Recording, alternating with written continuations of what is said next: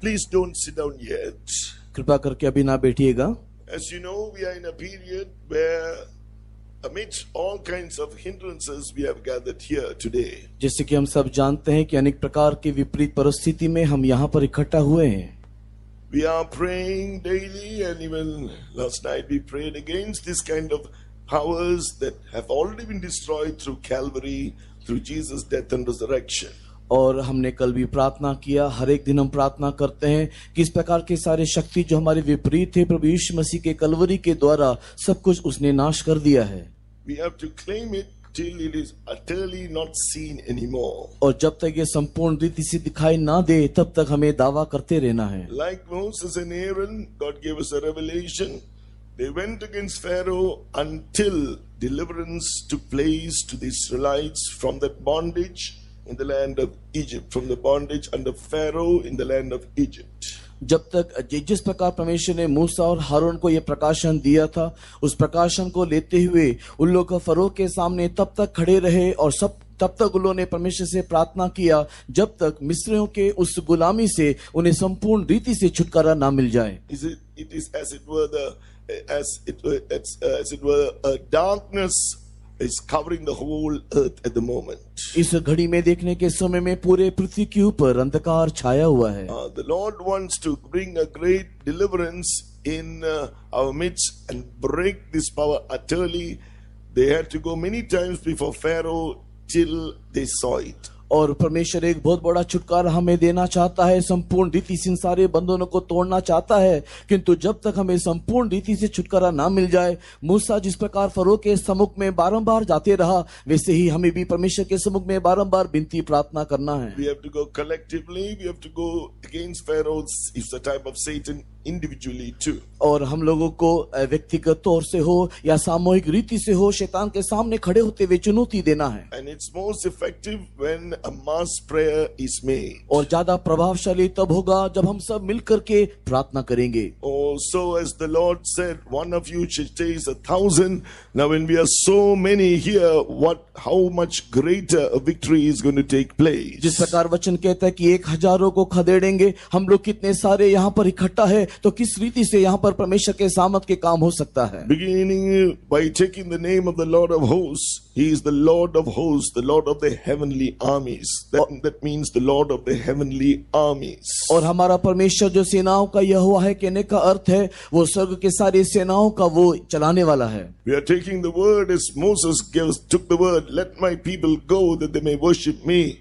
The word of God says, do not forsake the assembling of ourselves, so much more as you see the day approaching. The word of God says, they continued steadfastly in the apostles' doctrine and fellowship and breaking of bread and prayers.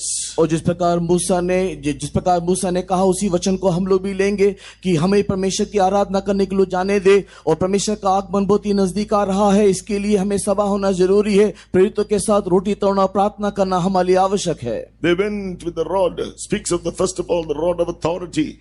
You need to claim Colossians 2:15. Jesus has fully disarmed all the principalities and powers. That is, all the diabolical forces of Satan, including Satan who is the head. He has fully disarmed them through his death on Calvary, put them to open shame by defeating them through his death. He triumphed over them. He took total victory through his death. और जिस प्रकार मूसा उस छड़ी को लेकर के परमेश्वर की छड़ी को लेकर के गया और उससे बातें किया, वैसे ही हम भी परमेश्वर के वायदे को लेते हुए बातें करना है। कोलोसी की पत्री 2 अध्याय के 15 वचन में जिस प्रकार लिखा हुआ है कि उसने संपूर्ण रीति से सारे अधिकार और सामर्थ को उसने विनाश किया और शैतान को खुल्लम खुल्ला तमाशा बनाया, वैसे ही हमें भी उस वायदे को लेते हुए एक युद्ध लड़ना है। As he triumphed over them, took total victory in his death on the cross, or through his death on the cross. He destroyed Satan, it is written, and also he crushed his head. और प्रभु यीशु मसीह कलवरी क्रूस में संपूर्ण रीति से शैतान के सिर को कुचल दिया है और उसके ऊपर संपूर्ण रीति से विजय को प्राप्त किया है। Destroyed means rendered powerless or reduced to zero in Greek. और ग्रीक यूनानी भाषा में उसको विनाश करने का अर्थ है उसको संपूर्ण रीति से शून्य कर दिया, नहीं के समान बना दिया। He bruised the head of Satan as God pronounced the judgment on the serpent in the Garden of Eden.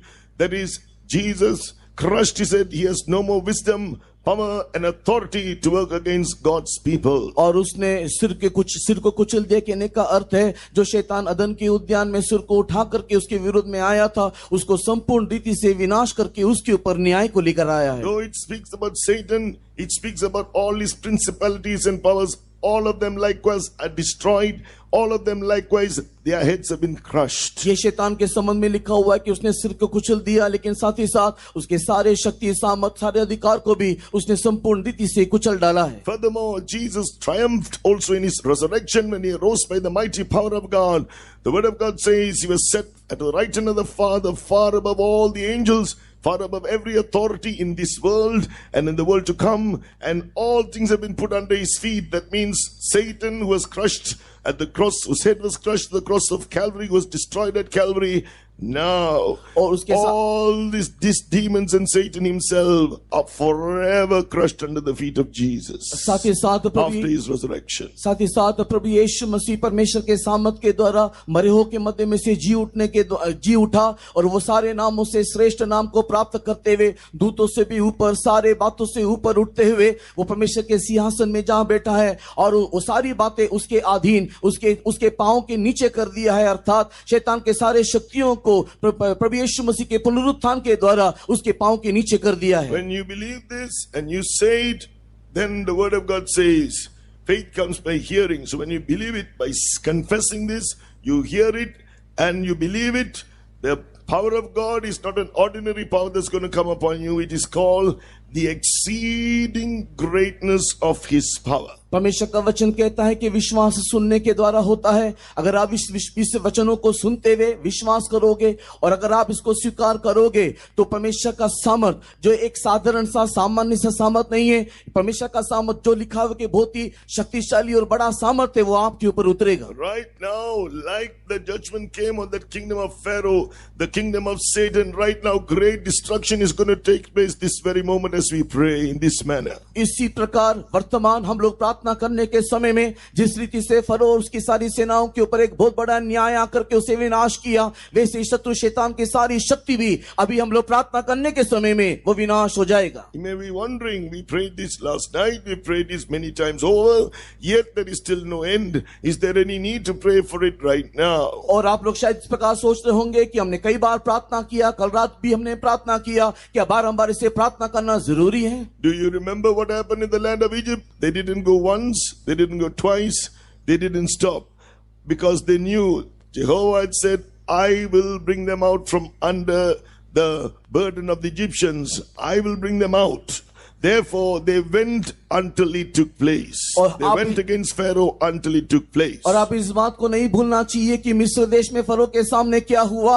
यद्यपि परमेश्वर ने इस बात को कहा था कि मैं उनको छुड़ा करके लेकर आऊंगा, लेकिन एक बार नहीं, दो बार नहीं, बारंबार उन्हें फरो के सामने जाना पड़ा।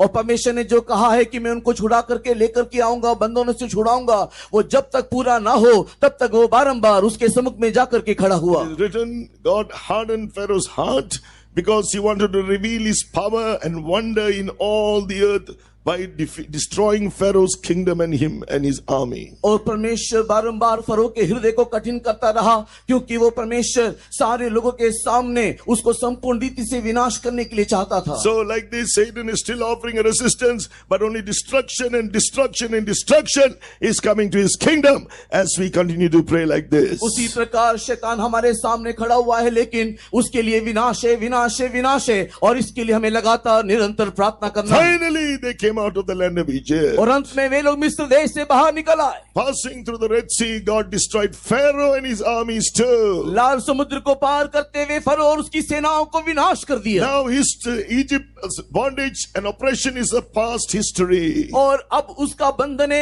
और उसकी सारे सताव और कष्ट क्लेश एक बीता हुआ कहानी, एक बीता हुआ इतिहास बन गया। Joyfully, triumphantly, with God leading them, able to go to Canaan. और उसी प्रकार जय के साथ, फतह के साथ, जय के ललकार के साथ वे लोग कनान में This प्रवेश power will किए। be destroyed utterly. और यही शक्ति भी संपूर्ण रीति से विनाश होगा। Then we are going to go for the kingdom of Satan will be destroyed, and we are going to go for to get ready for the rapture. शैतान की शक्ति विनाश होगी और हम सब उसकी आगमन में उठा लिए जाएंगे। Now we are going to claim the word of God. अभी हम परमेश्वर के वचन को दावा करेंगे। Let us close our आइए आंखों eyes. को बंद करें। Now we are going to exalt Jesus as the Lord of hosts. सेनाओं का यहोवा यीशु को हम लोग बनाते हुए हम उसकी दावा करें। As Lord, He has all power in heaven and earth to fight all our spiritual battles and to give us victory. हमारे सारे आत्मिक युद्ध को लड़ करके हमें जय देने के लिए हमारा प्रभु यीशु मसीह सामर्थी शक्तिशाली है। No, never. There's never a defeat when Jesus is the Lord of hosts of our lives. हमारे जीवन का सेनाओं का यहोवा अगर यीशु मसीह है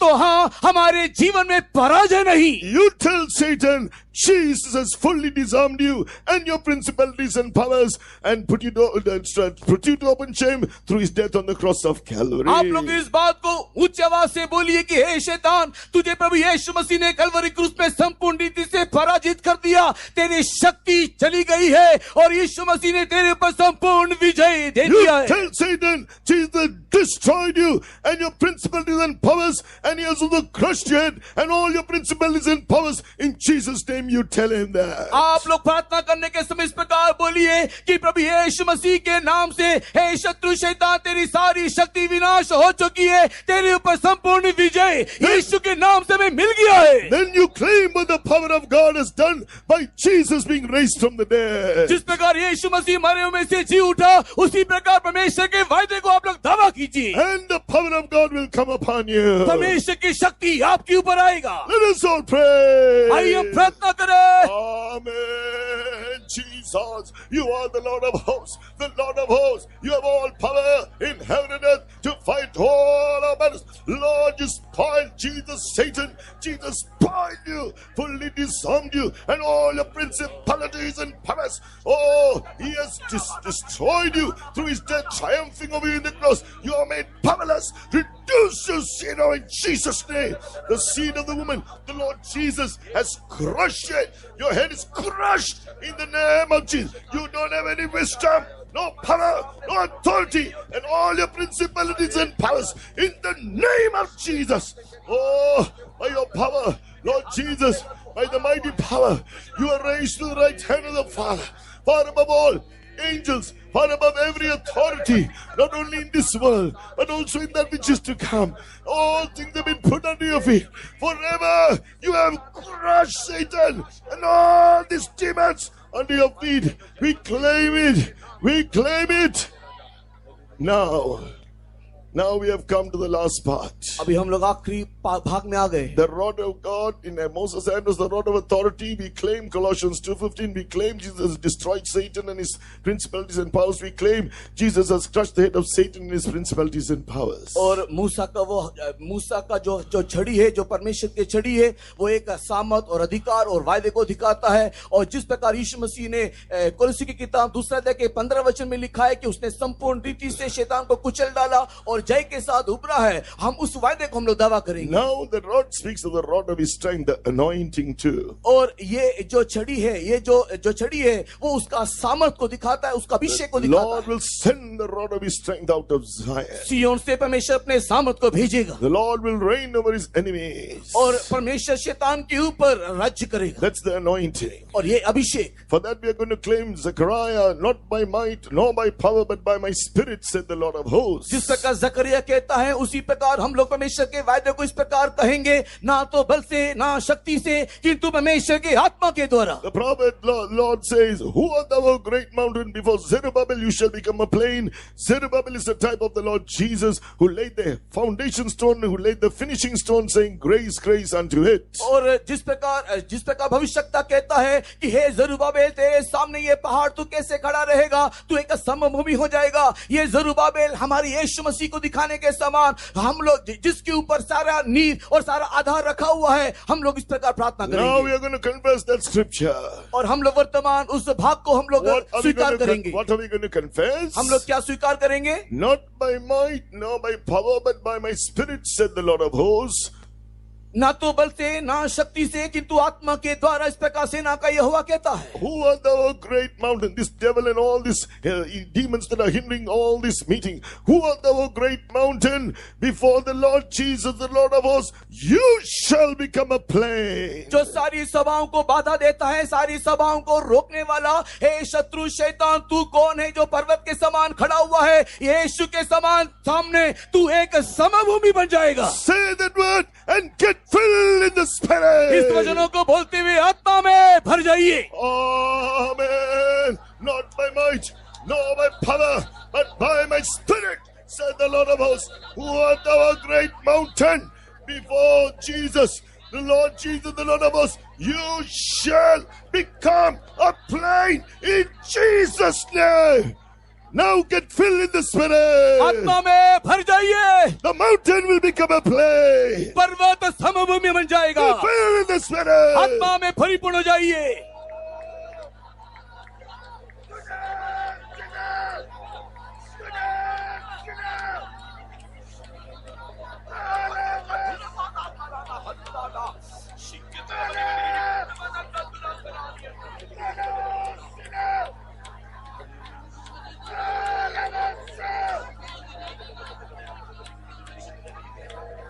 Yes, the Lord has done it right now. हाँ, परमेश्वर ने अभी हमारे लिए काम किया है. He is Lord of heaven and earth. All power is given to me in heaven and earth. He is Lord. हमारा प्रभु स्वर्ग और पृथ्वी का प्रभु है. उसको सारा सामर्थ और अधिकार दिया है. So He is the Lord of hosts, the Lord of the heavenly armies, to fight all our battles and give us total victory always. और वो सेनाओं का यहोवा, वो सेनाओं का प्रभु हमें हमेशा हमेशा वो जय देगा. He has not only done it for us right now, He has done it for all the earth, for all the saints all over the world. For the great victory He has given us, shall we praise the Lord of hosts. उसने केवल अभी हमारे लिए विजय नहीं दिया है, लेकिन सारे पृथ्वी पर के सारे परमेश्वर के लोगों के लिए, सारे संतों के लिए उसने सदाकाल के लिए जय दे दिया. इसके लिए परमेश्वर को धन्यवाद करे. Hallelujah! Christ! Christ! Christ! Christ! Amen. Dear Lord Jesus, we thank you for the great victories you have been giving us all through these days, and even once again throughout this morning and again through this prayer. We thank you for all that you're going to do even more in our lives. Lord, Savior, as we listen to your word, your voice, speak to us, do your great and glorious work, and make us ready to meet you when you come. Bless all your people in all the gathering of the saints all over the world. In Jesus' precious name we pray. Amen. Amen. Please be seated. कृपा करके बैठ जाओ.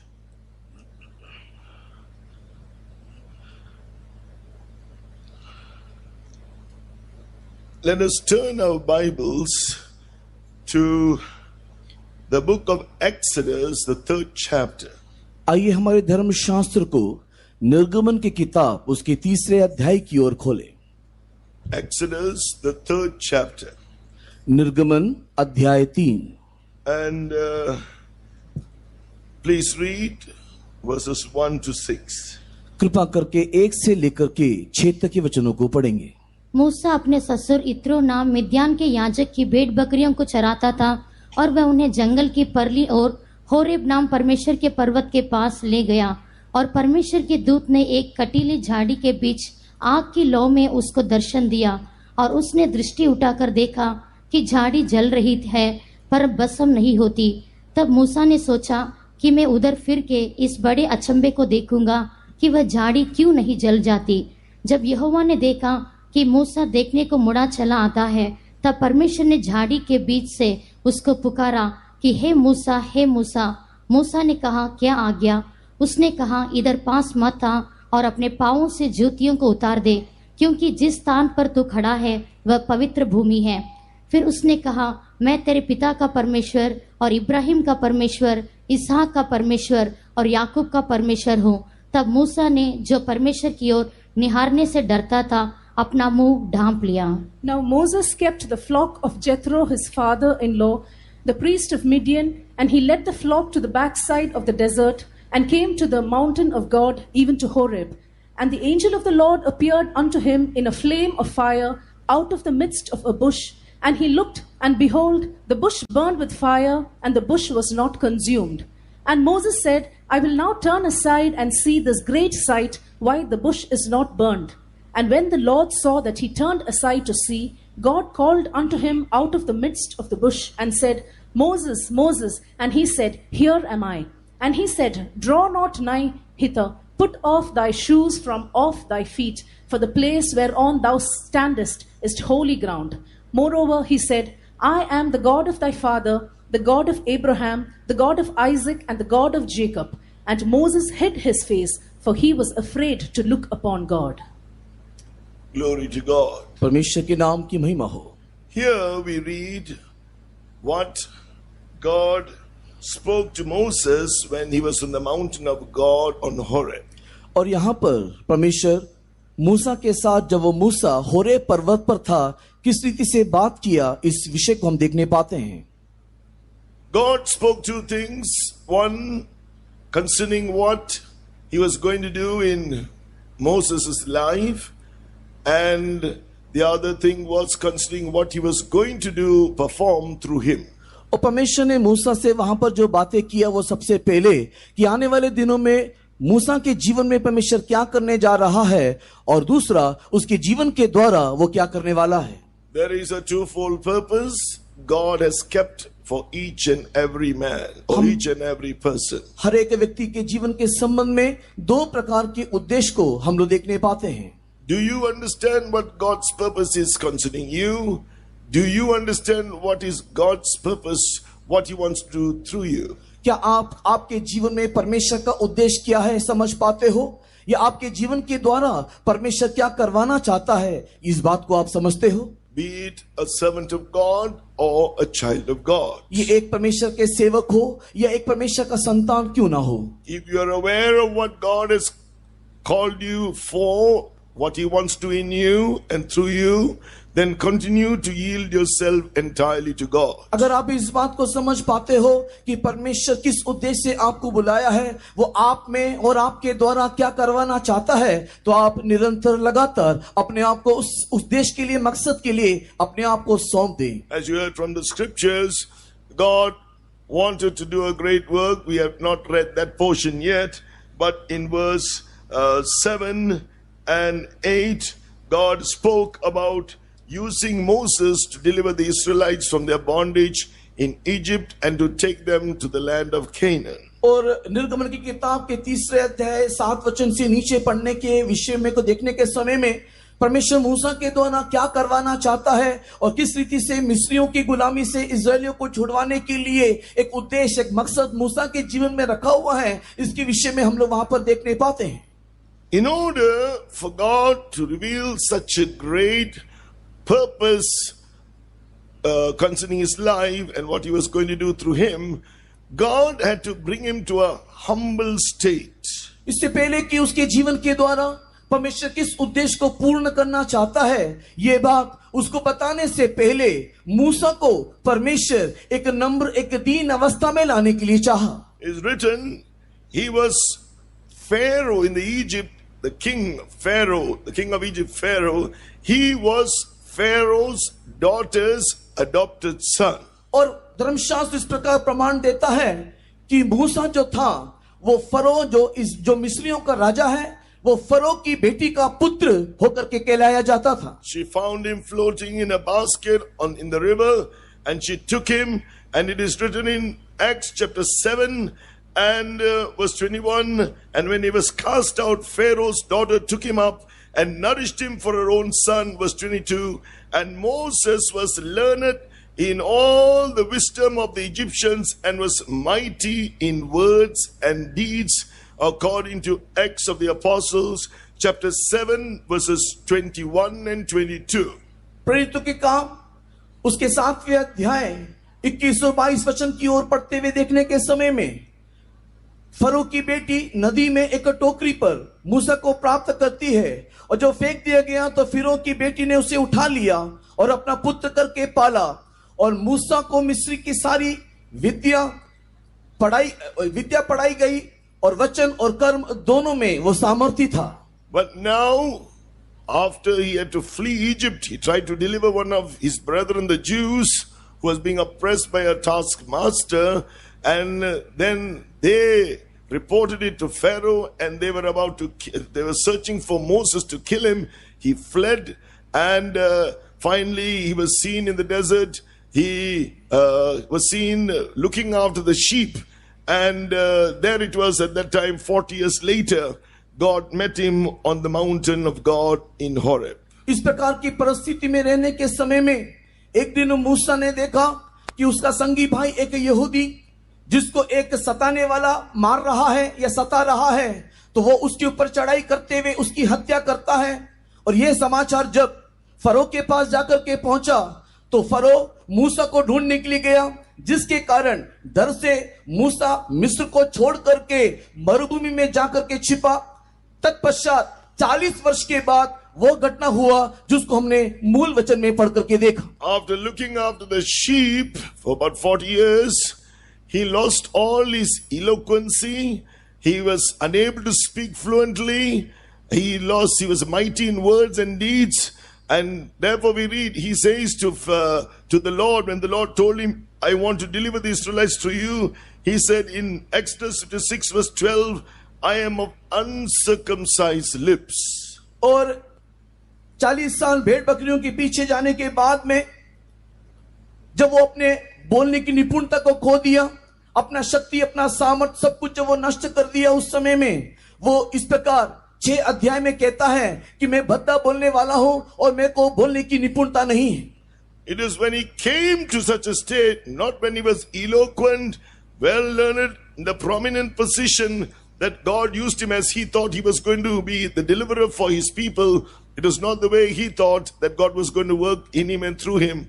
God had to make him to humble himself for 40 years, lose all the abilities he had, and now come to a place to look only to God and depend on God. जब वो बहुत ही सामर्थ्य था, बोलने में निपुण था, और जब वो एक अच्छा नेता होकर के अपने लोगों को छुड़ा सकता है, ऐसे सोचने के समय में परमेश्वर ने मूसा को अपने लिए बुलाया नहीं, उसको अलग किया नहीं, किंतु परमेश्वर ने उसको वहां से लेकर के मरुभूमि में गया और उसको एक ऐसी परिस्थिति में लेकर आया जहां पर वो भद्दा बोलने वाला, बोलने में निपुण होने वाली सारी बातों को खो दिया, और जहां जिस पर एक ऐसी दीन परिस्थिति में लाया जहां पर उसे केवल और मात्र केवल परमेश्वर की ओर ही देखते रहना है। We see likewise there were others whom God revealed himself to, but it was when they were in the humble state.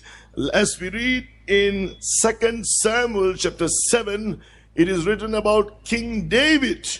When God made him a king, he thought of building because he had a palace, and the tabernacle of God was only a tent, just a temporary structure. He wanted to build a house made of cedar and all special precious stones like gold and silver and brass. But God reminded him of his humble beginning. और उसी प्रकार ऐसे कई लोगों के विषय में धर्मशास्त्र में हम लोग देखने पाते हैं। उदाहरण के तौर में 2 शामुएल उसके 7वें अध्याय को पढ़ने के समय में जब दाऊद राजा सिंहासन में आकर के जब वो राजमहल में रहता है, उस समय में उसने भी परमेश्वर के भवन को बनाने के लिए चाहा, क्योंकि उस समय तक परमेश्वर का संदूक एक तंबू में रहा करता था। इसके लिए वो केदार के उत्तम वृक्षों के द्वारा सोना और बहुमूल्य पत्थरों से परमेश्वर के लिए मंदिर बनाने के लिए चाहा, लेकिन परमेश्वर ने उसे अनुमति नहीं दिया। God had to remind King David, yes, I exalted you, verse chapter 7 of 2 Samuel, verse 8, I took thee from the sheepcote, from following the sheep, to be ruler over my people, over Israel. और 2 शामुएल 7वें अध्याय के 8 वचन में परमेश्वर ने दाऊद को स्मरण दिलाते हुए कहा, इसलिए अब तू मेरे दास दाऊद से ऐसा कहे, सेनाओं का यहोवा यूं कहता है कि मैंने तो तुझे भेड़शाला से भेड़ बकरियों के पीछे से फिरने से और इस मनसा से बुला लिया है कि तू मेरी प्रजा इस्राएल का प्रधान हो जाए। But you said, in verse 2, you said, I dwell in a house of cedar, but the ark of God dwelleth within curtains. That is only in a tent, a temporary structure. So I want to build a good house, a good dwelling, a place for the ark of God to be kept, a place for the temple of God. और 7वें अध्याय के दूसरे वचन में देखने के समय में दाऊद राजा इस प्रकार कहते हुए हम लोग देखने पाते हैं कि देख, मैं तो एक सिंहासन में, नहीं तो राजमहल में वास करता हूं, लेकिन परमेश्वर का संदूक तंबू में रहता है। इसके लिए मैं उसके लिए एक भव्य देवदारू का एक मंदिर को बनाना चाहता हूं। God had to make him understand his nature. God is humble. He delights to dwell with the lowly. He had to remind him that, and he said in verse 5 and 6, go and tell my servant David, thus saith the Lord, shall thou build me an house for me to dwell in? Whereas I have not dwelt in any house since the time that I brought up the children of Israel out of Egypt, even to this day, but I have walked in a tent and in a tabernacle. और परमेश्वर यहाँ पर अपनी दीनता को, कि परमेश्वर किस प्रकार दीन और नम्र है, इस बात को दिखाने के निमित्त दूसरा शमूएल 7वां अध्याय उसके 5 और 6 वचन में दाऊद के लिए यह संदेश दिया, जाकर के मेरे दास दाऊद से कहे, यहोवा यूं कहता है कि क्या तू मेरे निवास के लिए घर बनाएगा? जिस दिन से मैं इस्राएलियों को मिस्र से निकाल लाया, उस दिन से आज के दिन तक मैं कभी भी घर में नहीं रहा। तंबू में निवास आया जाया करता हूं। Oh, then David realized about his state, how God took him from the sheepcote, from that humble beginning. The great God gave him victory over all his enemies. It says in verse 9, and God brought the children of Israel to a place where they could be stable and delivered from all the oppression and not be troubled anymore by all the nations that are around them. Verse 10, and then God spoke in verse 12, in verse 16, about the kingdom that would be given to the Lord Jesus, who was going to be of that seed or the descendants of David. He is going to have a kingdom that's going to last forever. और उसके बाद दाऊद को परमेश्वर ये बात को बता के दिया, दाऊद को ये स्मरण आता है कि हाँ, मेरे भी आरंभ बहुत ही एक दीन अवस्था से हुआ। मैं भेड़ बकरियों के पीछे चराने वाला एक व्यक्ति होकर के दिखाई दिया, लेकिन परमेश्वर मुझे चुन लिया, मुझे अभिषेक किया, मेरे सारे शत्रुओं के ऊपर मुझे विजय दिलाते हुए उनके सामने मुझे परमेश्वर ने खड़ा किया है। और परमेश्वर 12 और 16 वचन में कहता है कि दाऊद का वंश दाऊद के वंश में जो यीशु आएगा, उसका राज्य जो है सदा सर्वदा स्थिर और अटल रहेगा। Verse 16 of 2 Samuel chapter 7, and thine house and thy kingdom shall be established forever before thee, thy throne shall be established forever. दूसरा शमूएल 7वां अध्याय 16 वचन, वरन तेरा घराना और तेरा राज्य मेरे सामने सदा अटल बना रहेगा, तेरी गद्दी सदैव बनी रहेगी। David then realized what God was expecting him to do. In verse 18, he humbled himself even more. And verse 19, he realized, who am I, Lord? I am not worthy that you should do all this for me and speak concerning my house for concerning what you're going to do in the future. और उस समय दाऊद अपनी अवस्था को समझते हुए उसने अपने आप को दीन किया और 18 वचन में उस प्रकार कहता है कि हे प्रभु, मैं क्या हूं, मेरा घराना क्या है। और 19 वचन में वो कहता है कि प्रभु मैं तेरा दास में क्या हूं कि तू जिसके विषय में तू चर्चा करता है, जिसको तू स्थिर करेगा। He understood it is not because he was good or he had anything better than anybody else that God did all this for him. उसने इस बात को समझ लिया कि ये इसलिए नहीं हुआ कि मैं कुछ भला हूं या मेरे घराने के बीच में मैं कुछ महान हूं। Verse 21 he said, for thy word's sake and according to thine own heart hast thou done all these great things to make thy servant know them. और 21 वचन में दाऊद इस प्रकार कहता है, तूने अपने वचन के निमित्त और अपने ही मन के अनुसार ये सब बड़ा काम किया है कि तेरा दास उसको जान ले। You spoke the word in order to fulfill your word. You did it. You had purpose in your heart. In order to fulfill what you purposed, you did it. So there was nothing concerning him, anything good in him, he realized. तूने कहा और तेरे वचन के अनुसार तूने उस काम को पूरा किया। तूने अपने मन में चाहा और तूने अपने चाहत के अनुसार सब कुछ मेरे जीवन में पूरा किया। मैं क्या हूं? मैं कुछ भी नहीं। Dear children of God, David had an earthly kingdom. We are promised an eternal kingdom where we are going to reign with Jesus forever and ever. परमेश्वर की प्रिय संतान दाऊद के लिए एक सांसारिक राज्य था, लेकिन हम जो ईश्वर के संतान हैं, हमारे लिए एक सनातन राज्य नित्यता में परमेश्वर में देने का वायदा किया है, जहां पर हम ईश्वर के साथ रहेंगे. We need to realize our true state. We need to realize where Jesus brought us out from. We need to realize all what we are receiving and what we have received is nothing more, but it's all because of His, first of all, His mercies. Secondly, it is because God had spoken it. He had spoken His word and He's fulfilling His word, and it is all by His grace. हम लोग इस बात को समझ लेना चाहिए कि हम कौन हैं, किस अवस्था में थे, कहां से हमारे परमेश्वर ने हमको उठाया है, और हम लोग जो आज आशीषों को पा रहे हैं, जो लगातार निरंतर परमेश्वर की आशीष और बरकत हमारे ऊपर हो रहा है, ये कुछ हमारी योग्यता और बड़प्पन के कारण नहीं, क्योंकि उसने कहा है, और जो उसने कहा है वो उसको पूरा करने के लिए, जो उसने चाहा है उससे चाहत को पूरा करने के निमित्त ही हमारा परमेश्वर सब कुछ हमारे लिए करता है. आज हम जो भी कुछ हैं, ये केवल उसकी दया, उसकी कृपा, उसकी करुणा के कारण ही है. Yes, David realized he was a man who failed many times. And even when he sinned, he asked God in Psalm 51 to forgive his transgressions and his iniquities. हम लोग देखने पाते हैं कि दाऊद इस बात को समझने पाता है कि मैं मेरे जीवन में कई बार गिरा हूं. 51 भजन में पढ़ने के समय में दाऊद पाप करने के पश्चात परमेश्वर से यह प्रार्थना करता है कि हे परमेश्वर, मेरे अधर्म से मुझे छुड़ा ले. Saul refused to accept his true state when he disobeyed God.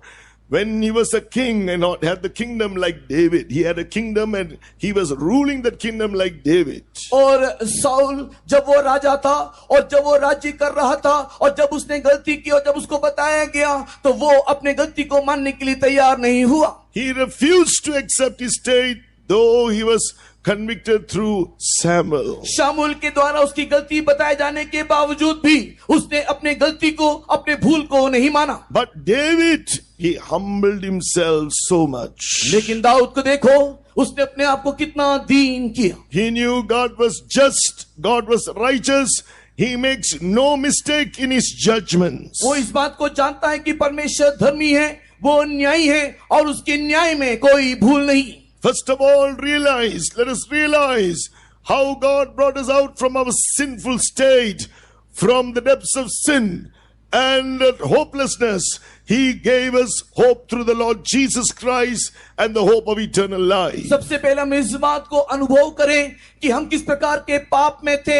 हम लोग अब पाप के दलदल में, मृत्यु में फंसे हुए थे, लेकिन हमारे परमेश्वर ने हमको वहां से उभारा और निकाल करके एक आशापूर्ण अवस्था में हमें लेकर के आया है. When there are millions who don't have this experience, God has given us this privilege to know Jesus as our Lord and Savior, that we should be delivered from the lake of fire and from hell and be ready for His eternal kingdom. जब सैकड़ों करोड़ों को इस प्रकार का मौका नहीं मिला, उस समय में प्रभु यीशु मसीह के द्वारा हमारे जीवन में परमेश्वर ने उद्धार दिया और उस आग के गंधक में जाकर के मरने से परमेश्वर ने हम लोगों को बचा लिया. None of us are any better than anyone who is unsaved. जितने भी लोग उद्धार नहीं पाए, उसमें से हम कोई ज्यादा बेहतर लोग नहीं है. Neither are you nor I deserve this salvation. ना तो आप ना ही मैं इस महान उद्धार के पाने के योग्य हैं. It is only because of God's love, God's mercies that we have been saved and we were brought out of our sins as we repented of our sins, believing in Jesus as our Lord and Savior. ये केवल परमेश्वर की महादया है, ये केवल परमेश्वर की करुणा है जिसने हमें इस पाप के दलदल से बाहर निकाला है. जब हमने हमारे प्रभु यीशु मसीह को विश्वास किया, उसको उद्धारकर्ता के रूप में हमने जब उसको ग्रहण किया, उसने हमको मुक्ति दिया है. If we forget this, अगर हम इस बात को भूल जाएं, as the Lord reminded Israel, if you forget when you receive all the abundance after you are blessed, if you forget to remember and give thanks to God, और जिस प्रकार अगर हम इन सारी बातों को भूल जाएं, इन सारी आशीषों को प्राप्त करने के बाद अगर हम परमेश्वर को भूल जाते हैं, you will forsake, your heart will lift it up with pride and you will forsake me and turn from keeping my commandments. और उस समय तुम्हारा मन हठीला होते हुए, तुम अपने मन में फूलते हुए मेरे सारे विधियों और आज्ञाओं को छोड़ दोगे। You will think your power and your might brought you all this wealth. उस समय में आपके अंदर ये सोच आएगा,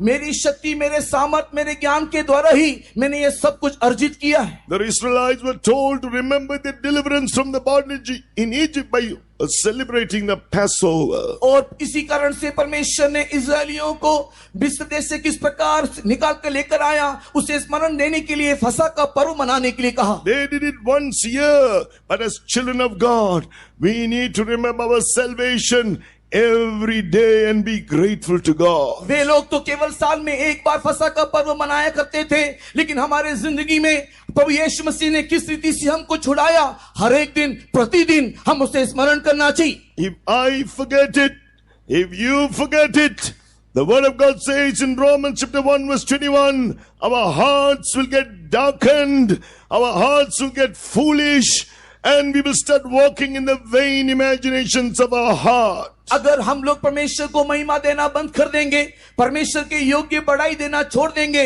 तो रोमी की पत्री पहले अध्याय के 21 वचन के अनुसार हमारा निर्बुद्धि मन व्यर्थ के तर्क वितर्क में रहते हुए अंधेरा हो जाएगा करके लिखा हुआ है। As we heard last night, we will not be able then to understand what God is speaking to us. A spiritual blindness will come upon us. और जिस प्रकार बीते रात में हमने देखा कि जिस प्रकार एक आत्मिक अंधापन आने के समय में, एक आत्मिक बहरापन आने के समय में हम परमेश्वर की बातों को ना सुन पाएंगे ना देख पाएंगे। Never forget your salvation, how Jesus brought you out from your sins and that bondage. Every day be grateful to God from the depths of your heart. हम लोग कभी भी हमारे उद्धार के दिन को भूलना नहीं, किस रीति से प्रभु यीशु मसीह ने हमें हमारे पापों से उद्धार किया है। हर एक दिन हम उसके विषय में स्मरण करते हुए दिल की गहराई से हम उसके प्रति शुक्रगुजार होना चाहिए। David realized, though he was a king, he sinned and transgressed God's commandment. He realized how he was spared by God many times. God forgave him. And so therefore, we too, many times we have failed God even after knowing Jesus. Let us remember and be grateful to God and remain humble before God. यद्यपि राजा दाऊद एक राजा था, तथापि उसके जीवन में कई बार उसने गलती किया, पाप किया, और बारंबार उसकी गलतियों को, भूल चुकों को परमेश्वर ने क्षमा किया, उसको माफ किया। इस बात को हमेशा दाऊद स्मरण करके रहता था। वैसे ही हमारे जीवन में हम लोग कई प्रकार की गलतियों को, भूल चुकों को करते हैं, लेकिन हमारा परमेश्वर जो क्षमा करता है, सर्वदा उस परमेश्वर की ओर एक कृतज्ञता के साथ हम दिखाई देना चाहिए। God said, I never dwelt in a house of cedar, I dwelt in a tent and tabernacle. God wants you, that humble heart. That is the kind of dwelling he wants. और परमेश्वर कहता है कि मैं सदा काल से ही तंबू में वास करते आया हूं, मैं एक दीन स्थान में वास करने वाला, मैं देवदारू के मंदिर में वास करने वाला व्यक्ति नहीं, मैं नम्र हृदय में वास करने वाला ईश्वर हूं। Here as we read, the bush burned in Exodus chapter 3 verse 2, but it was not consumed, it was not destroyed. निर्गमन की किताब के 3 अध्याय में हम देखने पाते हैं कि यहां पर झाड़ी तो जल रहा है, लेकिन भस्म नहीं होता। It drew Moses' attention when he saw that it was not consumed. और ये झाड़ी जल रहा है और भस्म नहीं होता, इस कारण से ये विषय मूसा को आकर्षित किया। It was a kind of fire that did not destroy the bush. ये एक ऐसी आग है जो आग उस झाड़ी को भस्म या नष्ट होने नहीं देता। In fact, he drew near to that burning bush, we read. लेकिन हम देखने पाते हैं कि वो आग जो है उसको उस जलते हुए झाड़ी के समीप आने के लिए मदद करता है। A little later, he understood that was God revealing himself to him through that fire. बाद में इसको इस बात का पता चला कि ये परमेश्वर आप है जो आग के द्वारा अपना परिचय या अपनी उपस्थिति दिखा रहा है। We can understand this or explain this fire as the fire of God. It is not a fire that will destroy any of us. हम लोग इसको इस रीति से विवरण कर सकते हैं, ये एक वो अग्नि है जो ईश्वर की अग्नि है, और एक ऐसी अग्नि जो हम में से किसी को भी नष्ट करना नहीं चाहता। The fire of God will only preserve us. परमेश्वर की आग जो है वो केवल हमारी सुरक्षा करेगा। Do you know that there is a great fire in you? क्या आप इस बात को जानते हो कि आप में एक बहुत बड़ा आग है? Recently I heard a testimony of a servant of God who had been, when I say recently, before this time when there were no meetings, I heard the testimony at that time she had served God for about 35 years already. और हाल ही में मैंने एक व्यक्ति के गवाही को सुना जब जिस समय कोई भी आराधना या प्रार्थना नहीं चल रहा था, जो उस समय में वो तकरीबन 35-30 साल तक परमेश्वर की सेवा किया है। She didn't know Jesus. She was of a different faith. She grew up and her father died in a young age and she longed for a father's love. और उस बहन के जीवन की कहानी इस प्रकार है कि वो एक गैर मसीही से था और छोटी ही उम्र में अपने पिता को वो खो दिया, या उसके पिताजी चल बसे, और वो उसी समय से एक पिता के प्रेम की खोजी होकर के वो दिखाई दिया। At that time she heard the gospel about God the Father, how he loved the world and gave Jesus to die for each and everyone, so that they, taking their sins, so that they may not perish but have eternal life. उसी समय में उसने इस प्रकार ये सुसमाचार को सुना कि पिता ने किस रीति से जगत से प्रेम किया और उसने अपने इकलौते पुत्र को दे दिया ताकि कोई भी नाश न हो किंतु अनंत जीवन को पाए। She longed for that father's love. He said, if there is a father like this, I want that love. She accepted Jesus, repenting of all her sins, and accepted Jesus into her life. From that day, she began to experience the true Father's love, Heavenly Father's love. और उस विषय को सुनने और जानने के बाद उसने देखा कि ऐसा पिता का प्रेम कहाँ मिलेगा, और उसने प्रभु यीशु मसीह को अपने जीवन में ग्रहण किया, और उस दिन से पिता का उस प्रेम को, उस सच्चा प्रेम को उसने अपने जीवन में अनुभव किया। As the love of God grew in her heart, she was constrained by that love. Just as God gave Jesus, he gave up everything in heaven. God gave the best for her. God gave Jesus to die for on the cross. Jesus gave up his all. The love of God constrained her to leave her home and to step out for this full-time ministry. और जिस प्रकार पिता ने हमसे ऐसा प्रेम किया कि उसने स्वर्ग का सबसे उत्तम, उसने प्रभु यीशु मसीह को हमारे लिए दे दिया, और यीशु मसीह भी जगत में आकर के संपूर्ण रीति से अपने आप को हमारे लिए सौंप दिया। इस प्रेम को देखने के बाद, इस प्रेम से विवश होकर के वो भी अब उस परमेश्वर के प्रेम से भर के घर को छोड़ परमेश्वर की सेवा के लिए निकल पड़ी। Her mother's family, who were not of this faith, who didn't know Jesus, they opposed it much, and they did some kind of witchcraft in order to change her mind so that she will give up this idea. और माँ के परिवार जो इस विश्वास के नहीं थे, वे लोग इसका विरोध करते थे। उन्होंने बहुत रीति से उसको विरोध किया कि ये सेवा में ना जाए, यहाँ तक कि जादू टोना भी उसको रोकने के लिए किया गया। So she couldn't leave her home. Her mother wouldn't allow her because of this pressure from all the relatives. So one day she went upstairs in her home and she poured out her heart before the Heavenly Father. Said, Father, I owe my life to you. You did all this for me. Jesus died for me on the cross. I can only do one thing, to give my life for you. I want to come and serve you because you are calling me. परिवार की ओर से कई प्रकार के दबाव होने के कारण, परिवार में अनेक प्रकार के दबाव होने के कारण, यद्यपि वो सेवा में जाना चाहने से भी उसको करके परिवार के लोग ने नहीं छोड़ा। ऐसे एक दिन वो इस प्रकार के मन के कष्ट से अपने कमरे में जाकर के, अपने कमरे को बंद करके घुटने में होते हुए प्रार्थना करते हुए कहा कि हे परमेश्वर, तूने अपना सब कुछ मेरे लिए दे दिया, मैं भी मेरे जीवन का सब कुछ तेरे लिए सौंप देना चाहती हूँ, मैं तेरी सेवा करना चाहती हूँ करके उसने दिल उंडेल प्रार्थना किया। Being filled with God's love and zeal, she cried to God. She got filled in the Holy Spirit, filled in the love of God. परमेश्वर के प्रेम से भरते हुए, परमेश्वर के कृतज्ञता से भरते हुए, वो रोते गिड़गिड़ाते हुए आत्मा में भर करके परमेश्वर के सम्मुख में वो प्रार्थना करने लगी।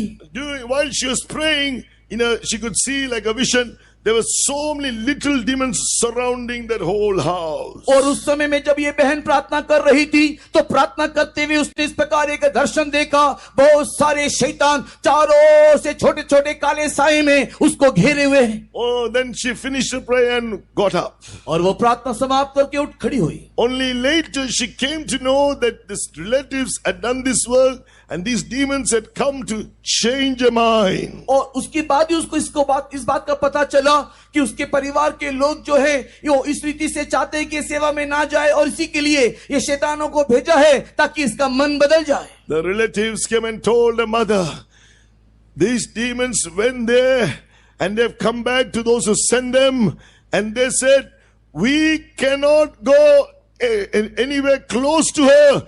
There is a fire surrounding her.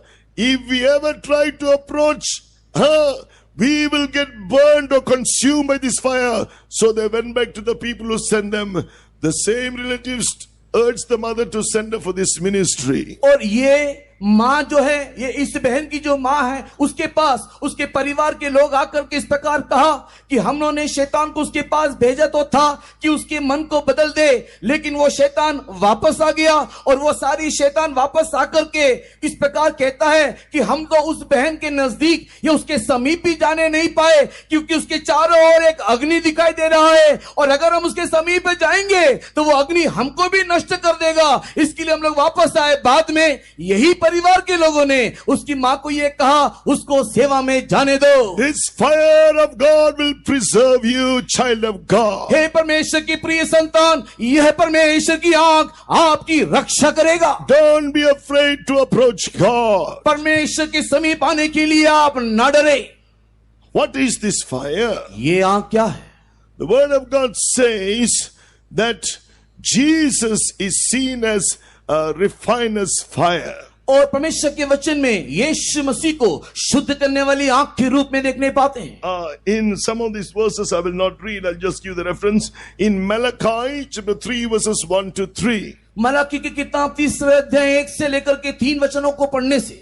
And then God the Father, God is seen as a consuming fire, as I said, not a consuming fire for us, a fire that preserves us, but a fire that will consume any demon, anything that comes against us to turn us away from God's purpose.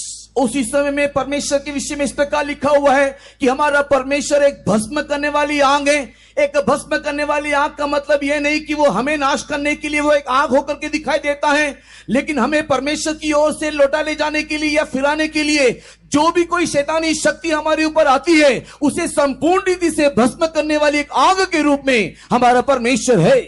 That is in Hebrews chapter 12 verse 29, the Holy Spirit is a fire. इब्रानी की पत्री 12 अध्याय के 29 वचन को देखने के समय में पवित्र आत्मा भी एक आग है। Oh, according to Acts chapter 2 verses 1 to 4, when the Holy Spirit came down on those who were gathered in the upper chamber, it appeared as if cloven tongues of fire rested upon each one of them. और प्रेरितों के काम उसकी दूसरे अध्याय के 1 से लेकर के 4 तक के वचनों को पढ़ करके देखने के समय में परमेश्वर की आत्मा, पवित्र आत्मा जब पेंतिकोस्त के दिन में उन लोग के ऊपर उतरा तो जीभ किसी आग के समान, आग की जीभ के समान वो आकर के हर एक व्यक्ति के ऊपर ठहर गया। The love of God is like fire, according to Songs of Solomon chapter 8 verse 6.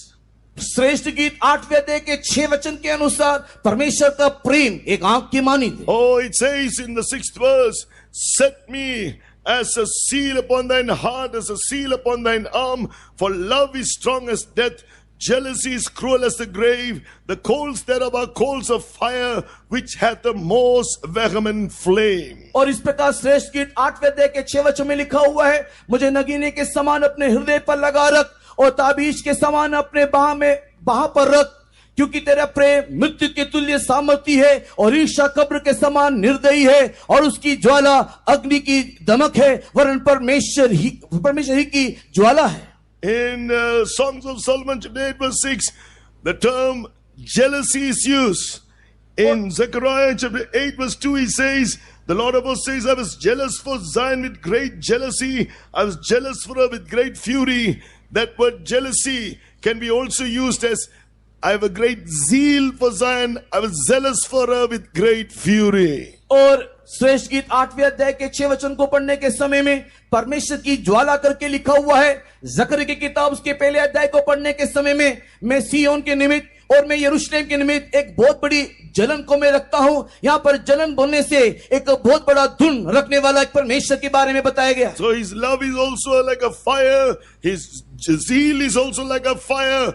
God the fire is consuming fire. The Lord Jesus is like a refiner's fire. The Holy Spirit is also is like a fire. हमारा परमेश्वर एक आग की मानिंद है, उसका प्रेम एक आग की ज्वाला है और वो पवित्र आत्मा जो है वो भी एक आग के समान है। हमारा प्रभु यीशु मसीह एक शुद्ध करने वाले आग की भट्टी के समान है।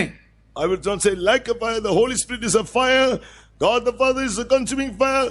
Jesus is a refiner's fire. और पवित्र आत्मा एक आग है। हमारा पिता परमेश्वर भी एक भस्म करने वाली आग है। हमारा प्रभु यीशु मसीह भी हमें एक शुद्ध करने वाली एक आग के The love समान। of God is fire. The zeal of God is fire. परमेश्वर का प्रेम एक आग है, उसका जलन भी एक आग है।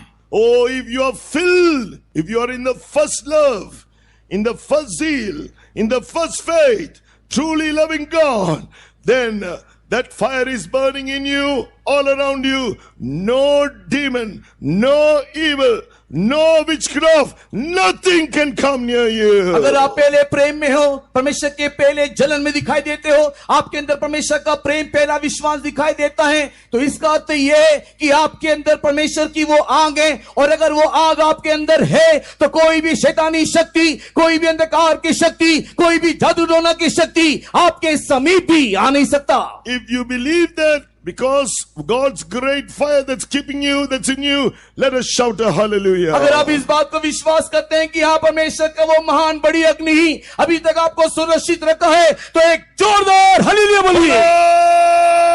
Hallelujah.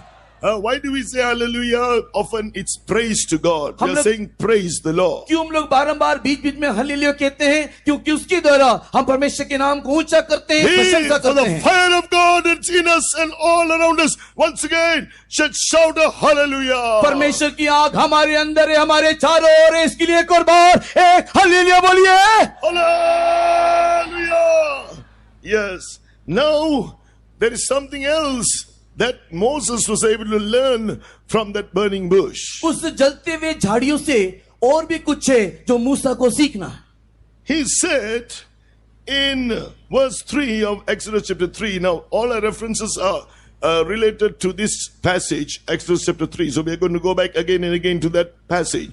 In chapter 3 verse 3, and Moses said, I will now turn aside and see this great sight, why the bush is not burnt. हम लोग बारंबार निर्गमन की किताब की 3रे अध्याय में लौटते रहेंगे क्योंकि हमें वहीं से सब कुछ सीखना है। और 3रे वचन में हम लोग देखने पाते हैं कि तब मूसा ने कहा, मैं उधर जाकर इस बड़े आश्चर्य को देखूंगा कि वह झाड़ी क्यों नहीं जल जाती। Why was it a great sight? और मैं इस आश्चर्य को देखूंगा Because it was a fire. Though it burned, it did not destroy the bush. देखो वहां पर एक आग है, जल रहा है, लेकिन झाड़ी को भस्म नहीं करता। So we may go through fiery trials in our lives. हम लोग हमारे जीवन में अग्नि में परीक्षा से होकर जाते होंगे। That is a negative kind of fire. वो एक विपरीत आग है। So when we go through fiery trials, जब इस प्रकार के अग्नि में परीक्षाओं से जब हम जाते हैं, it says the trial of your faith in 1 Peter 1:7, being more precious than of gold that perisheth, though it be tried with fire, might be found unto praise and honor and glory at the appearing of our Lord Jesus Christ. पहला पत्रस उसके पहले अध्याय के 7 वचन को पढ़ने के समय में, और ये इसलिए है कि तुम्हारा परखा हुआ विश्वास जो आंख से ताए हुए नाशमान सोने से भी अधिक बहुमूल्य है, यीशु मसीह के प्रकट होने पर प्रशंसा और महिमा और आदर का कारण ठहरे।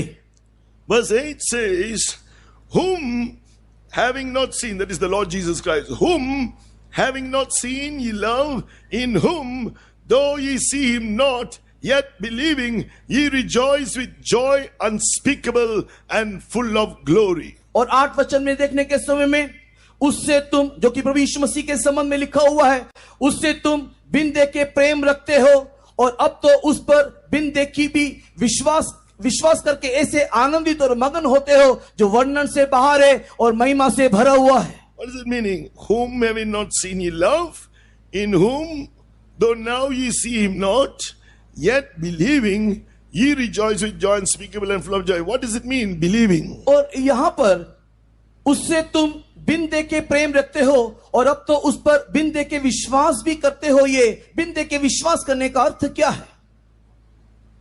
When you go through a fiery trial, जब आप एक अग्नि में परीक्षाओं से गुजरते हो, like Moses understood it was a great sight, there's something to learn from it. और जिस प्रकार मूसा ने देखा कि यहां पर एक आश्चर्य बात हो रहा है जहां पर मुझे कुछ सीखना है, You need to stop everything and seek God and find out what is the message you are trying to give me through this fiery trial. आपके जीवन की अग्नि परीक्षा के समय में, उस आग को देखने के समय में सारे कामों को छोड़ के रुक के आप परमेश्वर से ये पूछना चाहिए कि हे परमेश्वर, इस अग्नि में परीक्षा के द्वारा तू मुझे क्या संदेश देना चाहता है। Moses didn't say, oh, I am too busy for all this fire to go anywhere near that. Oh, yes, it is a strange sight.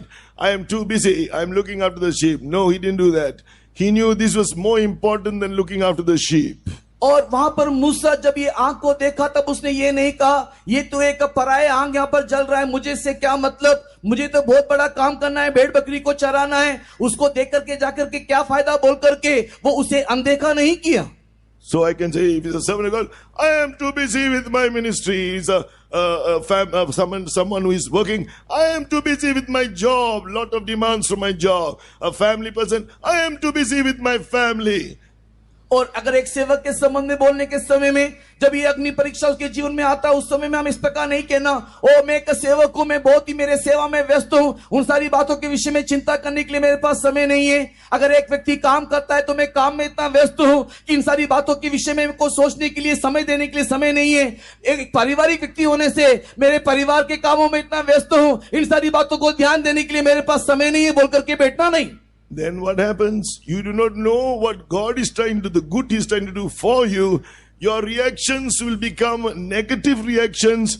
You will see, look at this person, what he is trying to do to me. Look at that person, what they're speaking about me. And all your reactions will not be towards God, but you will not see God working for you, but you will see all kinds of things working against you, and you will have negative reactions. अगर इस प्रकार उस अग्नि के में मध्य में परमेश्वर क्या संदेश देना चाहता है, क्या बोलना चाहता है, क्या बताना चाहता है को ध्यान ना दे करके उसको अनदेखा कर देने से आपका ध्यान फिर अलग अलग बातों की ओर जाते हुए आपकी प्रतिक्रिया अन्य प्रकार का होने लगेगा। आप देखोगे कि अन्य लोग मेरे बारे में क्या बोल रहे हैं, अन्य लोग मेरे बारे में क्या सोच रहे हैं। इस प्रकार की सारी बातों में रहते हुए जो स्वभाव आपके अंदर आना चाहिए, आने के विपरीत अन्य प्रकार की परिस्थिति आप में दिखाई देगा। You and I have failed in this aspect too. इस प्रकार की बातों में आप और मैं कई बार पराजित हुए। But today we can still, it's not too late. We can look back to all these kind of trials that we have gone through in the past. लेकिन अभी भी देरी नहीं हुआ, पिछले दिनों में इन सब प्रकार की अग्नि परीक्षा से जो हम गुजरे हैं, आओ एक बार हम उसे पलट करके देखें। Stop everything, go into the presence of God. Now try and ask God, Lord, show me what was it that you wanted to do for me through that fiery trial. One by one you ask and receive all the messages which you left out. और आप सारे कामों को रोक दीजिए, सारे कामों को एक तरफ करते हुए आप परमेश्वर की उपस्थिति में बैठ करके, हे परमेश्वर, जो अग्नि परीक्षा से तू मुझे लेकर के गया है, उस प्रत्येक अग्नि परीक्षा के मध्य में तू मुझे क्या संदेश देना चाहता है, एक एक एक एक करके उन सारे संदेशों को समझने के लिए अपने आप को परमेश्वर के हाथ में समय दे और सौंप दो। The word of God says, only when you're in your love, in the first love, God can speak to you. Eyes have not seen, ears have not heard, neither has entered, neither has man understood the things which God has prepared for those who love Him, according to 1 Corinthians chapter 2 verse 9. पहला कुरिन्थी दूसरे अध्याय के 9 वचन के आधार पर अगर परमेश्वर का पहला प्रेम हमारे अंदर आएगा और हम परमेश्वर के प्रेम से भर जाएंगे तो आंखों ने देखा नहीं, कानों ने सुना नहीं, ऐसी बातें जो किसी के मन में चित्त में आया नहीं, ऐसे परमेश्वर अपने प्रेम करने वालों के लिए रखा है, इस बात को हम लोग समझने पाएंगे। I believe that is why God has stopped all the meetings for a good while now to give us time, whereas we were too busy before. Over a year now, God has been giving us more time to get closer to Him individually. इसी कारण से मैं यह सोचता हूं कि पिछले दिनों में ये सारा लॉकडाउन होते हुए कोई काम और कोई सभा में हम जाने नहीं पाए, वो इसलिए कि हम लोग बहुत ही ज्यादा व्यस्त रहते थे। अब परमेश्वर ने हमें इतना अधिक समय दिया है कि एक एक व्यक्ति व्यक्तिगत रीति से परमेश्वर के समीप आकर के परमेश्वर के सम्मुख में वो रह करके अपने आप को देखे। Those who have done so, we have got the feedback for various servants of God. These children of God have said, more than all the previous years that we have been in the fellowship, it is during this period of time we followed your instruction to listen to the word of God every Sunday, or perform a message of some pastors of some conventions, or to which we had from what we had, or we asked the servants of God to give us a message to play on a Sunday or on a Wednesday during the meeting. We did that. We sought God through prayer. Today, we can see we have grown so much more than before. और कई सेवक, कई विश्वासियों के साथ पास से हमको इस प्रकार का खबर मिला है कि इन दिनों में उन लोगों ने इस प्रकार की गवाही दिया है या बताया है कि पहले के दिनों में रविवार के दिन या बुधवार के दिन जाकर के हम लोग संदेश लिया करते थे, प्रभु के सम्मुख को हम लोग महसूस करते थे, लेकिन इन दिनों में जब सब कुछ बंद रहा, हर एक दिन हम परमेश्वर के सम्मुख में रहते हुए परमेश्वर की उपस्थिति को, उसकी आवाज को सुनने पाते थे। When you seek God in the midst of a fiery trial and understand what God is trying to do for you, believe it, claim it and believe it, then His love will fill you, and as a result, through that anointing, you will be filled with joy unspeakable and full of glory. जब आप इस प्रकार की परीक्षाओं में जाने के समय में परमेश्वर क्या बोलना चाहता है उसको आप समझोगे, उसको अनुभव करोगे, तो एक बहुत बड़ी शक्ति, एक बहुत बड़ा सामर्थ आपके ऊपर समाएगा और उसके द्वारा बयाने से बाहर एक आनंद, एक खुशी को आप अपने जीवन में महसूस करने पाओगे। While some may testify, God brought me to the fiery trial, they are dreading to go through another trial. But you will be thanking God for taking you through the fiery trial, for the glorious work He did in you.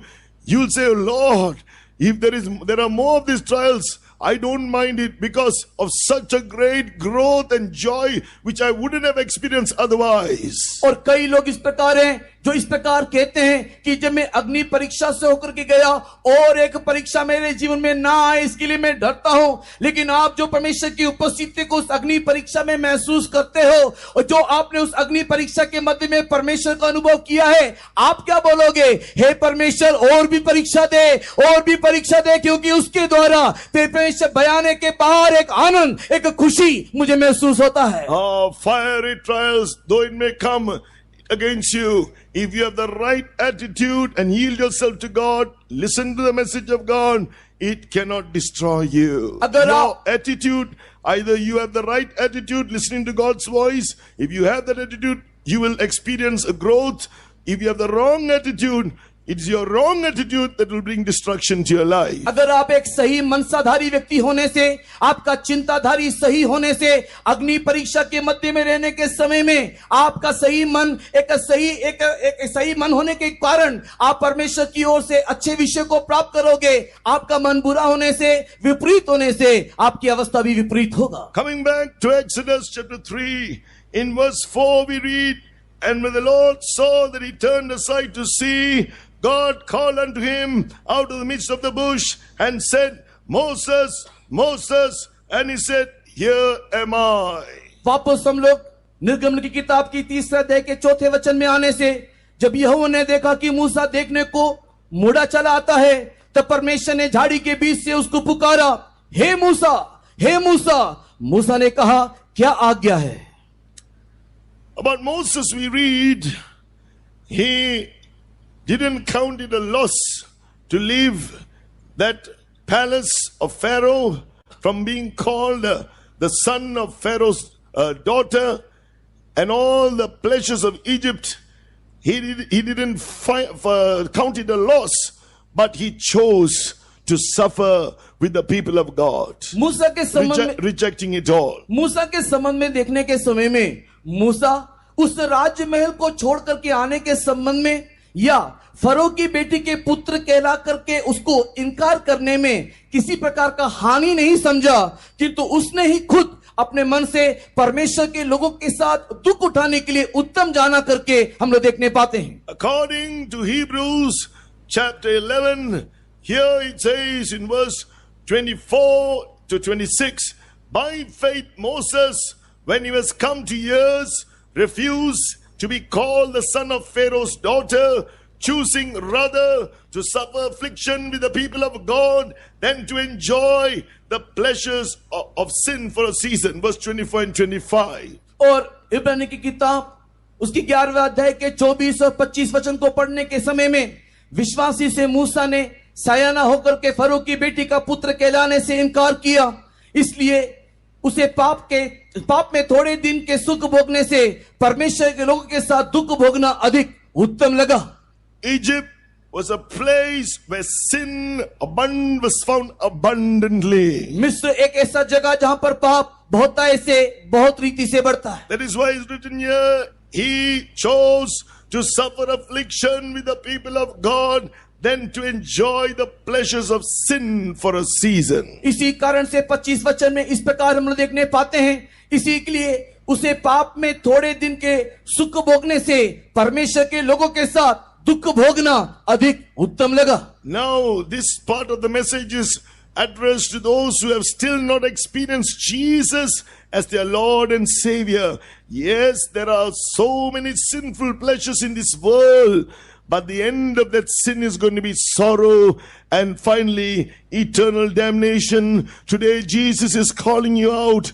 He wants to give you the forgiveness of sins and the joy of your sins forgiven and the assurance of an eternal life at the end of this life on earth. वर्तमान जो संदेश का भाग है वो उन लोगों के लिए है जिन्होंने अभी तक अपने पाप की क्षमा और उद्धार के अनुभव को प्राप्त नहीं किया। हाँ, इस संसार में बहुत सारे पाप के सुख भोग हैं, लेकिन पाप के ये सारे सुख भोग अंत में हमारे जीवन में केवल दुख और निराशा और दंड को ही केवल लेकर के आएगा, लेकिन प्रभु यीशु मसीह के द्वारा हमारे लिए एक पाप की क्षमा है।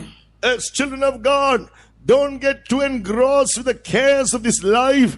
That is the sin of the children of God that will make them to be left behind, cause them to be left behind at the rapture. परमेश्वर के प्रिय लोगों, इस संसार के सारी चिंताओं के पीछे, पाप के सारी चिंताओं के पीछे हम लोग नहीं जाना। अगर इन सारी बातों के पीछे हम लोग जाएंगे तो एक दिन इन सारी बातों के पीछे जाने के कारण यीशु मसीह के आगमन से हमें हाथ धोना पड़ेगा। I know a child of God and a few testimonies like this.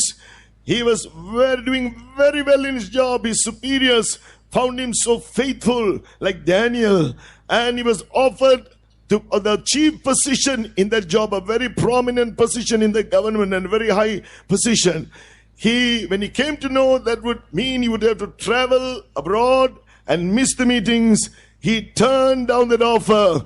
As a result, he was able to run his race to the end, bring up his children. All of them are in the faith today. And though he has gone to be the Lord, they are steadfast in the truth till today by God's grace. ऐसे गवाही हम लोगों ने सुना है, जो लोग नौकरी करते हैं अपने स्थान में बहुत ही विश्वास योग्य होने के कारण दानियल के समान एक उत्तम स्थान में रहने के समय में उन लोगों को जब पदोन्नति जब मिला और जब उन्हें यह ज्ञात हुआ कि इस पदोन्नति के द्वारा उसे बहुत सारी विदेशी यात्रा करना पड़ेगा, जिसके द्वारा उन्हें रविवार की आराधना में शामिल होना मुश्किल है, इसके लिए उन्होंने उस उन्नति को इनकार कर दिया ताकि वो अपने और अपने परिवार को प्रभु यीशु मसीह में बढ़ाते हुए परमेश्वर में वो बढ़ने पाए। That's why in book of Corinthians, in the epistle to the Corinthians, we are advised, yes, as those who use this world, do not abuse it.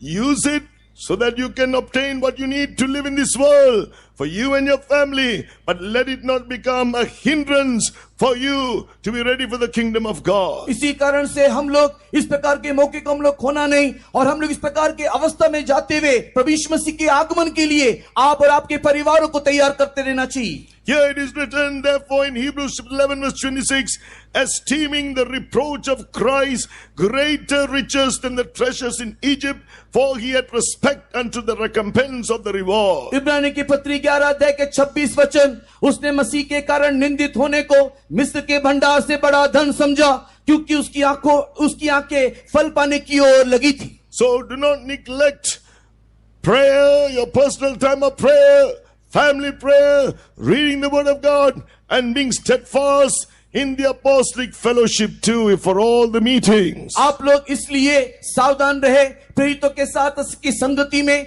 आपके पारिवारिक प्रार्थना के विषय में, उनके साथ रोटी तोड़ने में, इस प्रकार की सारी बातों में आप लोग स्थिर रहें, आप लोग जागृत रहें। Don't come and go from the presence of God like a visitor. The counsel of God is speaking with you, must be taken home. It must be brought into your heart.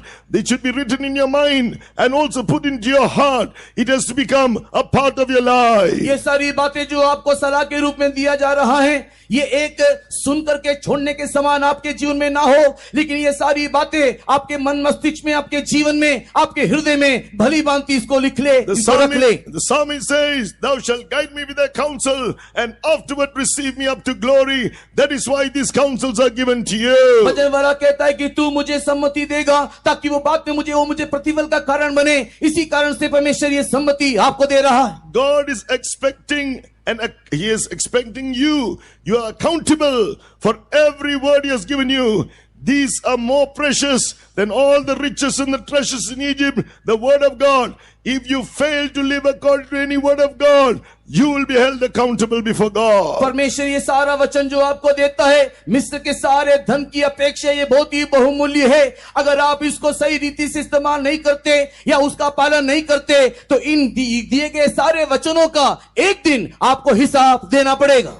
So therefore, when you take heed to God's word, like Moses, when God called to him, he offered himself. What did he say? इसी कारण से जिस प्रकार मूसा ने, जब परमेश्वर ने मूसा को बुलाया, उसने उसको ध्यान दिया, उसी प्रकार हम भी, परमेश्वर जब हमसे बातें करता है, हम उसकी ओर ध्यान दें। He surrendered himself to God in chapter 3 verse 4. When God called him out of the bush, Moses, Moses, he said, here am I. निर्गमन की किताब के 3 अध्याय के 4 वचन में जब परमेश्वर ने मूसा को पुकारा, हे मूसा, हे मूसा, उस समय में मूसा ने समर्पण करते हुए कहा, क्या आज्ञा? Like the Lord called to Isaiah, God said, whom shall I send?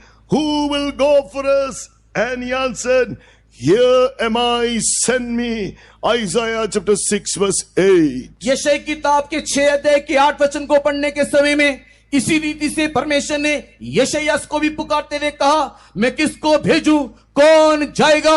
उस समय में यशायाह ने इस प्रकार कहा, इधर मैं हूं, मुझे भेज। The Lord tried to speak to Eli the prophet, but his ears had become dull of hearing. Eli the high priest. इसी प्रकार एली महायाजक को भी परमेश्वर ने पुकारा, लेकिन वो सुनने में धीमा हो गया।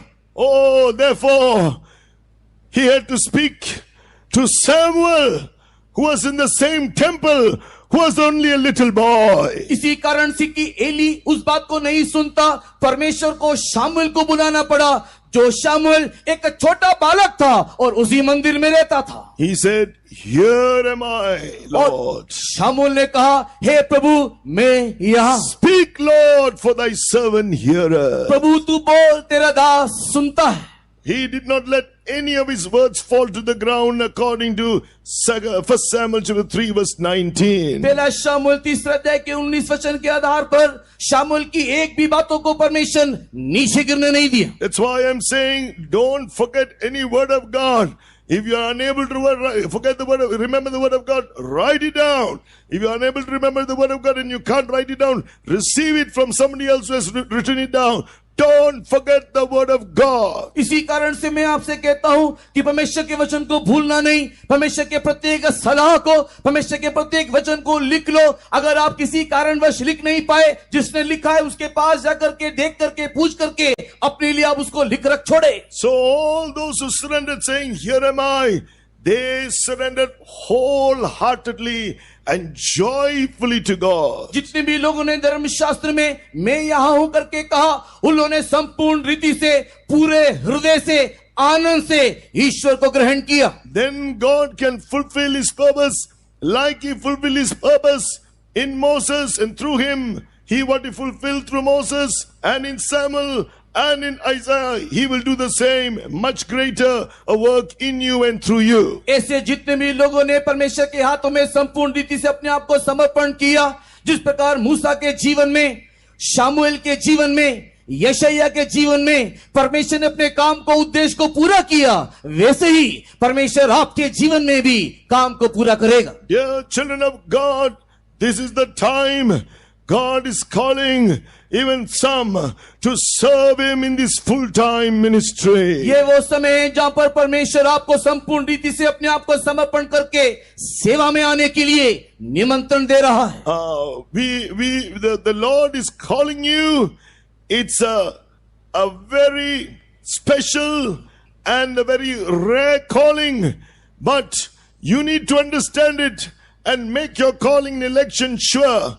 If somebody comes and tells me, I want to serve God, even if he comes for an interview or if she comes for an interview, I will not take them for the ministry until I'm sure they are sure of their calling. ये जो परमेश्वर आपको सेवा के लिए बुलाता है, ये बहुत ही विचित्र और बहुत ही दुर्लभ एक बुलाहट है. आप उसकी ओर कान देना चाहिए. यद्यपि आप आकर के मुझसे कहोगे कि मैं परमेश्वर की सेवा करना चाहता हूं या चाहती हूं, तो मैं साक्षात्कार करने के समय में इस बात को भली भांति परख करके देखूंगा कि क्या सच में परमेश्वर ने आपको बुलाया है. नहीं तो इस सेवा में आपको दाखिला नहीं मिलेगा. Nevertheless, if you are called to serve God, young people especially, understand what this eternal calling is all about. Count the cost. Understand what's the price you have to pay. And once you come to a place, you're willing to pay it. When you understand what Jesus gave up for you, when you understand what He has done for you, nothing will be difficult. परमेश्वर के प्रिय लोगों, उसी समय में अगर कोई सेवा के लिए अपने को समर्पण करना चाहता है, तो इस बात को भली भांति समझ लेना चाहिए कि जिस प्रकार प्रभु यीशु मसीह ने सब कुछ अपना दे दिया, वैसे ही आपको भी अपना सब कुछ देना पड़ेगा. एक मूल्य, एक दाम आपको चुकाना पड़ेगा. इस मनसा के साथ अपने आप को समर्पण करने से कोई भी तकलीफ, कोई भी समस्या आपके जीवन में नहीं आएगा. Though he said, "Here am I," then the Lord gave him the next instruction. First of all, what he should do. यहाँ पर जब मूसा ने आज्ञा दिया, प्रभु क्या आज्ञा है, उस समय में परमेश्वर ने एक अगला निर्देश उसको यह दिया कि अब उसको क्या करना है. To fulfill God's calling and purpose, whether you are called to serve God or whether you are called as a child of God, called to New Jerusalem, it says in verse 5,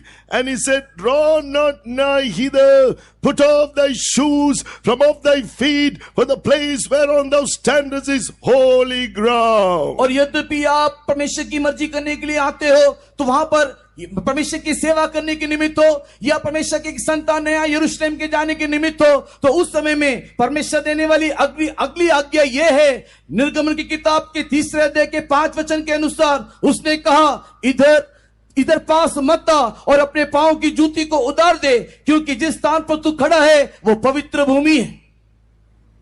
We cannot live this life before God with our own self-righteousness.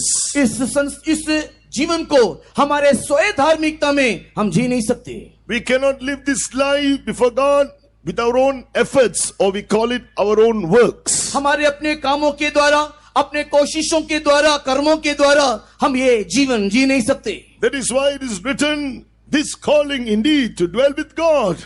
No man can approach that light. He is dwelling in a light which no man can approach unto, but He can make you like Him.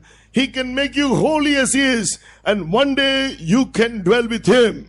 और जो भी कोई उसके समीप आता है, उसके लिए परमेश्वर का वचन कहता है कि वो एक अगम्य ज्योति में निवास करता है, और जो भी कोई उसके समीप आना चाहता है, परमेश्वर उसे बदल के उसके समान एक ज्योति बना देता है, ताकि हम सदा सर्वदा उसके साथ रह सके. In 2 Timothy we read how we can do it. In 2 Timothy chapter 1 verse 9, it is written, "He who had saved us and called us with an holy calling, not according to our works, but according to his own purpose and grace, which was given us in Christ Jesus before the world began. दूसरा तिमोथी पहले अध्याय के 9 वचन के अनुसार, जिसने हमारा उद्धार किया और पवित्र बुलाहट से बुलाया, और ये हमारे कामों के अनुसार नहीं पर उसके उद्देश्य और उस अनुग्रह के अनुसार है जो मसीह यीशु में सनातन से हम पर हुआ है. This life is not given to those who are swift or strong, but is for those who will trust in God's mercy and God's grace. ये जीवन जो बहुत ही तेज है और बहुत ही बलवान है, उनको नहीं दिया गया, लेकिन उनको दिया गया जो कि परमेश्वर के ऊपर भरोसा रखते हैं, उसके अनुग्रह के ऊपर आश्रय लेते हैं. Take off your shoes. Don't put your trust in your own works. Put your trust in the works Jesus has finished, accomplished for you on the cross of Calvary. अपना जूता उतार दे, तू अपने कामों के ऊपर, अपने चाल चलन के ऊपर भरोसा न रख, लेकिन जो काम यीशु मसीह ने कलवरी में पूरा कर चुका है, उसी पूरे किए हुए काम के ऊपर तू भरोसा रख. Only as you believe the works he has finished for you, he can do this. Believing his works, he can do this work in you by his grace to sanctify you, to make you holy as he is holy. और अगर आप उसके कलवरी क्रूस में पूरा किए हुए काम के ऊपर अगर आप भरोसा रखोगे, तो उसके पूरे किए उस काम के द्वारा वो आपको संपूर्ण रीति से शुद्ध और पवित्र करेगा. When the apostles did some mighty works, they confess it is not because they are holy or they are great. They were able to confess because of faith in the name of Jesus and because of what God has done by his grace, what he had done in them, that the miracles were done. Like you heard last night about the example of the lame man who was seated outside the temple in Jerusalem. और जब प्रेरितों ने अद्भुत चमत्कार के कामों को किए, अनेक प्रकार के अद्भुत बातों को किया, तो उन्होंने इस प्रकार ये गवाही दिया है कि ये हमारे शक्ति, हमारे सामर्थ, हमारे पवित्रता के द्वारा नहीं हुआ है, ये परमेश्वर की असीम दया और उसकी कृपा और यीशु मसीह के नाम में रहने वाले सामर्थ्य के द्वारा हुआ है. और इसी जिस प्रकार बीते रात में हमने देखा कि वो लंगड़ा व्यक्ति जो लंगड़ा था, वो परमेश्वर के सामर्थ के द्वारा वो चंगाई को प्राप्त किया है. They confess, yes, it is indeed a marvelous work, a miracle. Verse 12 of Acts chapter 3.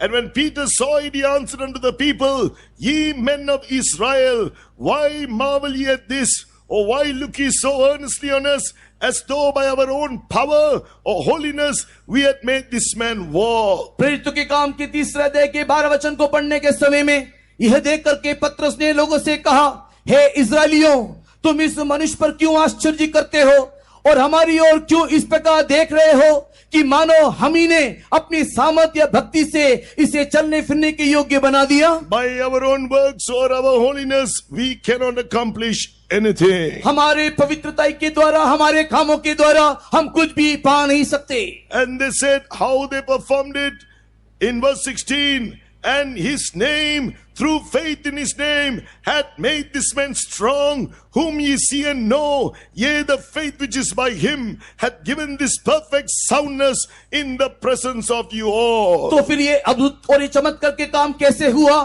प्रेरितों के काम 3 अध्याय के 16 वचन में, और उसी के नाम ने उस विश्वास के द्वारा जो उसके नाम पर है, इस मनुष्य को जिसे तुम देखते हो और जानते भी, जो सामर्थ्य दी है, उसी विश्वास ने जो उसके द्वारा है, इसको तुम सबके सामने बिल्कुल भला चंगा कर दिया है. There are various names of God: Jehovah Rapha, the Lord our healer, the Lord of hosts, and for our life sanctification, he is the Lord who sanctifies us. हमारे यहोवा परमेश्वर के कई नाम हैं. वो यहोवा रफा हमारा चंगाई करने वाला, वो सेनाओं का यहोवा, वो हमारा शुद्ध करने वाला एक परमेश्वर है. So through faith in his name, as you believe the word what God is giving you, he will sanctify you through the power of his blood, to the power of the word of truth, to the power of the Holy Spirit.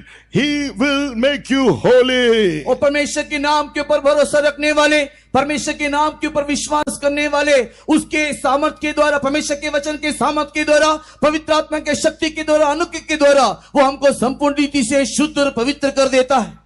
So the Lord wants us to put our faith in him. not to put our trust in our own works. Put off thy shoes from off thy feet, for the ground whereon thou standest is holy ground. इसी के लिए परमेश्वर चाहता है कि हमारा भरोसा हमारे परमेश्वर के ऊपर होना चाहिए। जिस स्थान में तू खड़ा है वो पवित्र होने के कारण अपने पैर से जूता निकाल। The apostles understood God had sent them, that the God had sent Jesus for the blessings of the whole world, and now through the Lord Jesus Christ, the Lord Jesus has sent them in order to be a blessing for the whole world. We can read that in Acts chapter 3 and verse 25 and 26. और इस बात को प्रेरितों ने जान लिया कि पिता परमेश्वर ने सारे मानव जाति के लिए, सारे मनुष्यों के लिए, मनुष्य के आशीष के लिए प्रभु यीशु मसीह को इस जगत में भेजा। और प्रभु यीशु मसीह ने प्रेरितों को चुन करके सारे मनुष्य की आशीष के लिए इस जगत में भेजा। प्रेरितों के काम के 3 अध्याय 25 से 26 वचन में हम इस बात को देखने पाते हैं। When God made the covenant with the fathers of the Israelites, He said unto Abraham, in thy seed shall all the kindreds of the earth be blessed, referring to the Lord Jesus Christ, the seed of Abraham. और 25 वचन को पढ़ने के समय में तुम उस भविष्यवक्ताओं की संतान और उस वाचा के भागी हो जो परमेश्वर ने तुम्हारे बाप दादाओं से बांधी है। और जब अपने अब्राहम से कहा तेरा वंश के द्वारा पृथ्वी सारे घराने में आशीष पाएगा, यहाँ पर यीशु के संबंध में वो कहा गया। He said, verse 26, unto you first God, having raised up his son Jesus, sent him to bless you in turning away every one of you from iniquity. 26 वचन में परमेश्वर ने अपने सेवक को उठा करके पहले तुम्हारे पास भेजा कि तुम में से हर एक को उसकी बुराई से फेर कर आशीष दे। God is desiring to do this glorious work and to finish it very soon. परमेश्वर इस महिमामय काम को आपके जीवन में पूरा करना चाहता है और अति शीघ्र इसे समाप्त भी करना चाहता है। That is why the apostles preach in verse 19 of this chapter, repent ye therefore and be converted that your sins may be blotted out when the times of refreshing shall come from the presence of the Lord. Verse 20 and 21, and he shall send Jesus Christ, which before was preached unto you, whom the world must receive until the times of restitution of all things which God had spoken by the mouth of all his holy prophets since the world began. प्रेरितों के काम की 3 अध्याय के 19, 20, 21 वचन में यही कारण है कि प्रेरितों ने इस प्रकार प्रचार किया, इसलिए मन फिराओ और लौट आओ कि तुम्हारे पाप मिट जाए, जिससे प्रभु के सम्मुख से विश्रांति के दिन आए। और वो यीशु को भेजे जो तुम्हारे लिए पहले से ही मसीह ठहराया गया है। अवश्य है कि वो स्वर्ग में और उस समय तक रहे जब तक वो सब बातों को सुधार ना कर ले जिसकी चर्चा प्राचीन काल से परमेश्वर ने अपने पवित्र भविष्यवक्ताओं के मुख से की है। Our Lord Jesus came once to this world, finished all the works through Calvary, and by his resurrection he arose, and now when the times of restitution of all things have taken place as God has spoken, he is going to come again. और हमारे प्रभु यीशु मसीह मरा और मर करके वो जी उठा, पिता की दाहिनी ओर जाकर के बैठा, और जब लौटा ले आने की सारी बातें या सुधार की सारी बातें पूरा हो जाएगा, वो समय बीतने पर वो वापस आकर के अपने लोगों को ले जाएगा। As it says in 2 Corinthians chapter 5 verse 18 and 19, God is doing the work of reconciliation to reconcile man unto himself.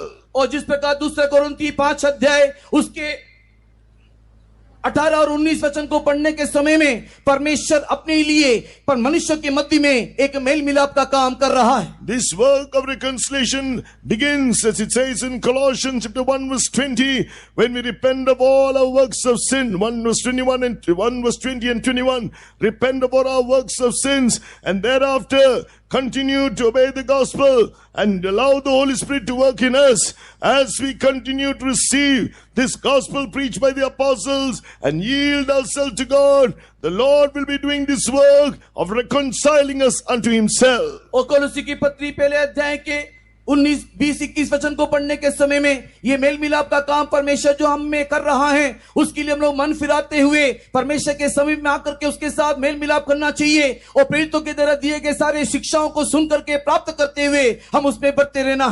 Now, through the work that Jesus has done in us, we who were once called or termed as wicked, We are justified by faith in the work that Jesus did through faith in his blood. Now we are called righteous, as it says in Romans chapter 5 verse 1. Therefore, being justified by faith, we have peace with God through our Lord Jesus Christ. एक समय में हम लोग को दुष्ट करके कहलाए जाते थे, लेकिन वर्तमान जो दुष्ट करके कहलाए जाने वाले हम लोग प्रभु यीशु मसीह के लहू के द्वारा शुद्ध किए जाने के कारण धर्मी ठहरे हैं। जिस प्रकार रोमी की किताब 5 अध्याय के पहले वचन में हम लोग पढ़ने पाते हैं, अतः जब हम विश्वास से धर्मी ठहरे तो अपने प्रभु यीशु मसीह के द्वारा परमेश्वर के साथ मेल रखें। In the work of reconciliation, as it says in Romans chapter 3 verse 24 to 26, the Lord Jesus, in order to grant us this redemption, became the propitiation for our sins. और रोमी की पत्री 3 अध्याय उसके 24 से लेकर के 26 वचन को पढ़ने के समय में जिसने उसने प्रभु यीशु मसीह के द्वारा हमारा मेल कराया है, वो हमारे लिए प्रायश्चित होकर के बदल गया। When you believe, propitiation means in order for you to obtain the mercy of God and to be reunited with God, for God to become your father, for you to become his child.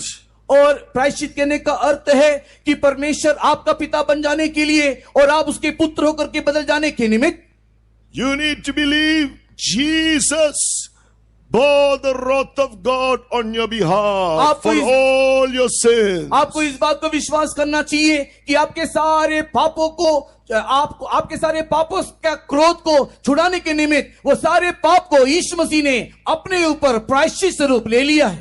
That is what is written here in verse 26. To declare, I say, this time his righteousness, that he might be just and the justifier of him which believeth in Jesus. इसी कारण से रोमी की पत्री 3 अध्याय के 26 वचन को पढ़ने के समय में वरन इसी समय उसकी धार्मिकता प्रकट हो कि जिससे वो आप ही धर्मी ठहरे, जो यीशु मसीह पर विश्वास करे उसका भी धर्मी ठहराने वाला हो। Even now, whether I be a servant of God, even now, whether you be a child of God, the wrath of God can come upon you up for any sin. और किसी भी पाप के कारण एक सेवक हो या विश्वासी हो, उसके ऊपर परमेश्वर का क्रोध आ सकता है। You need to believe this work of reconciliation because Jesus became a propitiation through faith in his blood. Every time you can obtain that peace with God as you repent. और इसी कारण से कि वो क्रोध आपके ऊपर ना आए, प्रभु यीशु मसीह ने प्रायश्चित का जो लहू हमारे लिए बहाया है उसको हम लोग विश्वास करते हुए हम लोग उससे धर्मी होने के लिए हम लोग मेल मिलाप कर लेना चाहिए। In other words, it says he became sin for us so that we who believe in him might be made the righteousness of God in him. 2 Corinthians chapter 5 verse 21. पहला कुरिन्थी 5 अध्याय के 21 वचन में अन्य शब्दों में अर्थ यह है कि वो यीशु मसीह हमारे लिए पाप बन गया ताकि उसके ऊपर विश्वास करने के द्वारा हम लोग धर्मी हो जाएं। He who knew no sin became sin for us. वो जो पाप से अज्ञात था हमारे लिए पाप बन गया। Finally, as the work of reconciliation is accomplished, you and I will come to a place believing in what he has done to restore us. He will bring us to a place where we do not know sin. और जब ये mail मिलाप का काम पूरा हो जाए उस समय में प्रभु यीशु मसीह के लहू के द्वारा वो हमें धर्मी ठहराते हुए एक ऐसे स्थान में ला करके पहुंचाता है जहां पर कोई पाप नहीं। Just one more point about this restitution of all things or the work of reconciliation. और ये मेल मिलाप या सारी बातों को फेरा देने का अर्थ या काम क्या है? According to Ephesians chapter 2. एफिसी की पत्री 3 अध्याय के अनुसार Here it says that now in Christ Jesus we who are far off are made nigh by the blood of Jesus. एक समय में जो हम परमेश्वर से दूर थे वर्तमान प्रभु यीशु मसीह के द्वारा उसके समीप आ पहुंचे। So we are brought near to God. वर्तमान हम ईश्वर के समीप आ गए। And verse 18, for through Jesus, through him, we both have access by one spirit unto the Father. 18 वचन में क्योंकि उसी के द्वारा हम दोनों की एक ही आत्मा में पिता के पास पहुंच होती है। When the full work of reconciliation is accomplished, we are going to come to a place to be perfect like the Lord Jesus Christ. और जब ये लौटा लेने वाली बातें पूरा हो जाता है तो हम लोग उस स्थान में एक हो जाते हैं जहां पर परमेश्वर हम लोग को एक बना करके उसके समान कर देता है. Then we are going to have access unto the Father. और उसके बाद हम पिता के पास जाकर के पहुंच सकते हैं. What is the meaning of that? उसका अर्थ क्या है? According, this is eternally. What does it mean eternally? और नित्यता या सनातन इसका अर्थ क्या है? We are now, God is fulfilling and waiting for the restitution of all things. और वर्तमान हम लोग इस बात के इंतजार कर रहे हैं, बाट जोने हैं कि वो सारी बातों को लौटा दे, फेर दे. When it is done, He's not going to wait even for a moment. When it is done, He's going to descend from heaven. जब ये काम पूरा होगा और जब जिस क्षण में ये काम पूरा हो जाएगा उस समय में वो स्वर्ग से जा उतरेगा. John's Gospel chapter 14 verse 2 says, यूहन्ना रचित सुसमाचार 14 अध्याय के दूसरे वचन में लिखा है, through Him we have access unto the Father through His Spirit. In my Father's house there are many mansions. If it were not so, I would have told you I go to prepare a place for you. उसके द्वारा ही पिता के पास जाकर के पहुंचने के लिए हमको अधिकार दिया गया है. दूसरा वचन, मेरे पिता के घर में बहुत सारे रहने के स्थान हैं, यदि ना होते तो मैं तुमसे कह देता, क्योंकि मैं तुम्हारी लिए जगह तैयार करने को जाता हूं. He has promised He will do this work of reconciliation, accomplish it if we believe and surrender to Him. अगर हम उसके हाथों में अपने आप को समर्पण करेंगे तो ये मेल मिलाप का काम वो हमारे जीवन में पूरा करेगा. If you have the faith that He will do it, according to 1 John 3 verse 2 and 3, he that hath this hope in Him will purify himself even as is pure. If you see anything short of perfection, you will not delay to put it right before God. जो भी कोई इस प्रकार यीशु मसीह के साथ उसके आगमन में उठा लिए जाना चाहता है, पहला यूहन्ना 3 अध्याय के 2 और 3 वचन के अनुसार जो कोई अपने जीवन में इस प्रकार की आशा रखता है वो अपने आप को वैसे ही पवित्र करे जैसा वो पवित्र है. अगर हमारे जीवन में कोई भी प्रकार की कमी घटी है तो उसे स्वीकार करके छोड़ दे और आगे बढ़े. God said, I am the God of thy father, the God of Abraham, the God of Isaac, and the God of Jacob. और परमेश्वर यहाँ पर कहता है कि मैं तुम्हारे पूर्वजों का पिता हूँ, मैं अब्राहम का पिता, मैं इसहाक का पिता और मैं याकूब का परमेश्वर हूँ. Oh, that is why He said God made a covenant with the fathers of the Israelites. और इसी के लिए वो कहता है कि मैं तुम्हारे पिताओं के साथ, इस्राएलियों के साथ मैंने वाचा बांधा है. Right from the day of Pentecost, God has seen the life of the saints and He honored many of the life of the saints. They stood out. There were so many who lived, but God names them Abraham, Isaac, Jacob. उस दिनों के से लेकर के कई लोग परमेश्वर के साथ खड़े हुए, कई संत लोग पेंतिकोस्त के दिन में परमेश्वर के साथ खड़े हुए, लेकिन यहाँ पर परमेश्वर विशेष करके अब्राहम, इसहाक और याकूब का नाम उल्लेख करता है. Our saints have lived before us from the 1st century, and even in this 20th and 21st century, He is seeing the lives of such saints, honoring them and the covenant He made with them. God is blessing us today. कई संत लोग पहले रह चुके, कई संत लोग वर्तमान इस 21वीं सदी में भी हैं, और परमेश्वर इस प्रकार के संतों को देख करके उसको वो नाम लेकर के पुकारता है, उन्हें वो आशीष करता है. So it says, therefore, Exodus, because of that covenant, therefore it says in Exodus chapter 3 verse 7 and 8, I have seen the affliction of my people which are in Egypt. And verse 8, I am come down to deliver them out of the hand of the Egyptians, to bring them out of that land unto a good land, a land large, a land flowing with milk and honey, and unto the land of the Canaanites, the Hittites, the Amorites, the Perizzites, the Hivites, and the Jebusites. इसी कारण से परमेश्वर निर्गमन की किताब 3 अध्याय के 7 और 8 वचन में फिर मूसा से कहा, फिर यहोवा ने कहा, मैंने अपनी प्रजा के लोग जो मिस्र में हैं उनके दुख को निश्चय देखा, और उनकी जो चिल्लाहट और परिश्रम करने वालों के कारण होती है उसको भी मैंने सुना है, और उनकी पीड़ा पर मैंने चित्त लगाया है. इसलिए अब मैं उतर आया हूं कि उन्हें मिस्रियों के वश से छुड़ाऊं और उस देश से निकाल के एक अच्छे और बड़े देश में जिसमें दूध और मधु की धाराएं बहती हैं, अर्थात कनानी, हित्ती, अमोरी, फ्रिज्जी और हिब्बी और यबूसी के लोगों के स्थान में पहुंचाऊं. First, God brings us out from the slavery, from the bondage, spiritually from the bondage of sins. और परमेश्वर हमको हमारे उस पाप के बंधन की गुलामी से हमें छुड़ा करके. Secondly, God brought them out of Egypt. God brings us out from the world. परमेश्वर हमको मिस्र देश से बाहर निकालता है, अर्थात इस संसार से अलग करता है.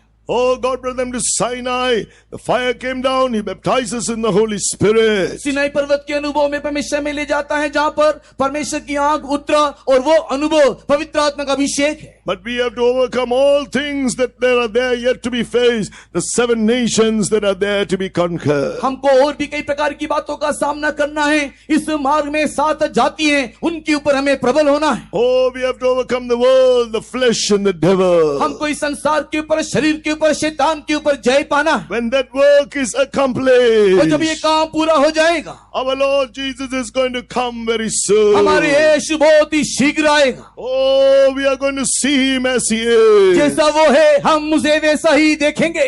In a moment, in a wink, we are going to be transformed and be caught up to meet our Lord Jesus. क्षण भर में पलक झपकते ही हम यीशु के साथ मध्य आकाश में उससे मिलने के लिए रूपांतरित हो Shall we जाएंगे. all surrender ourselves right now? आइए हम लोग सब अपने आप को परमेश्वर के हाथों में समर्पित करें. Jesus is coming soon. यीशु शीघ्र आ रहा है. Let us all आइए हम stand. सब खड़े हो जाएं. Once the chorus is sung, once the chorus has been sung, जब ये गीत गाया जा रहा हो, let the anointing flow upon you. उस समय में एक अभिषेक आपके ऊपर गिरने दे. The Lord is going to fulfill every word he has spoken to you today. आज जितनी भी सारी वचनों को परमेश्वर ने आपसे कहा है, वो सब वो पूरा Oh, करेगा. Jesus is coming soon. यीशु देखो शीघ्र आ रहा है. Hallelujah. हालेलुया. बादल में दुला मेरा आएगा, बाजोता दिल मेरा मिले कौन तुझे, दीर्घ शरीर मेरा बदल जाएगा, महिमा का शरीर पाऊंगा, दीर्घ शरीर मेरा बदल जाएगा, महिमा का शरीर पाऊंगा. आत्मा प्राण शरीर सौंप देता है, आत्मा प्रभु जी निरंतर, आत्मा प्राण शरीर सौंप देता है, आत्मा प्रभु जी निरंतर, निर्दोष बना के तेरे के लिए मुझे लायक तू है बनाने, निर्दोष बना के तेरे के लिए मुझे लायक तू है बनाने.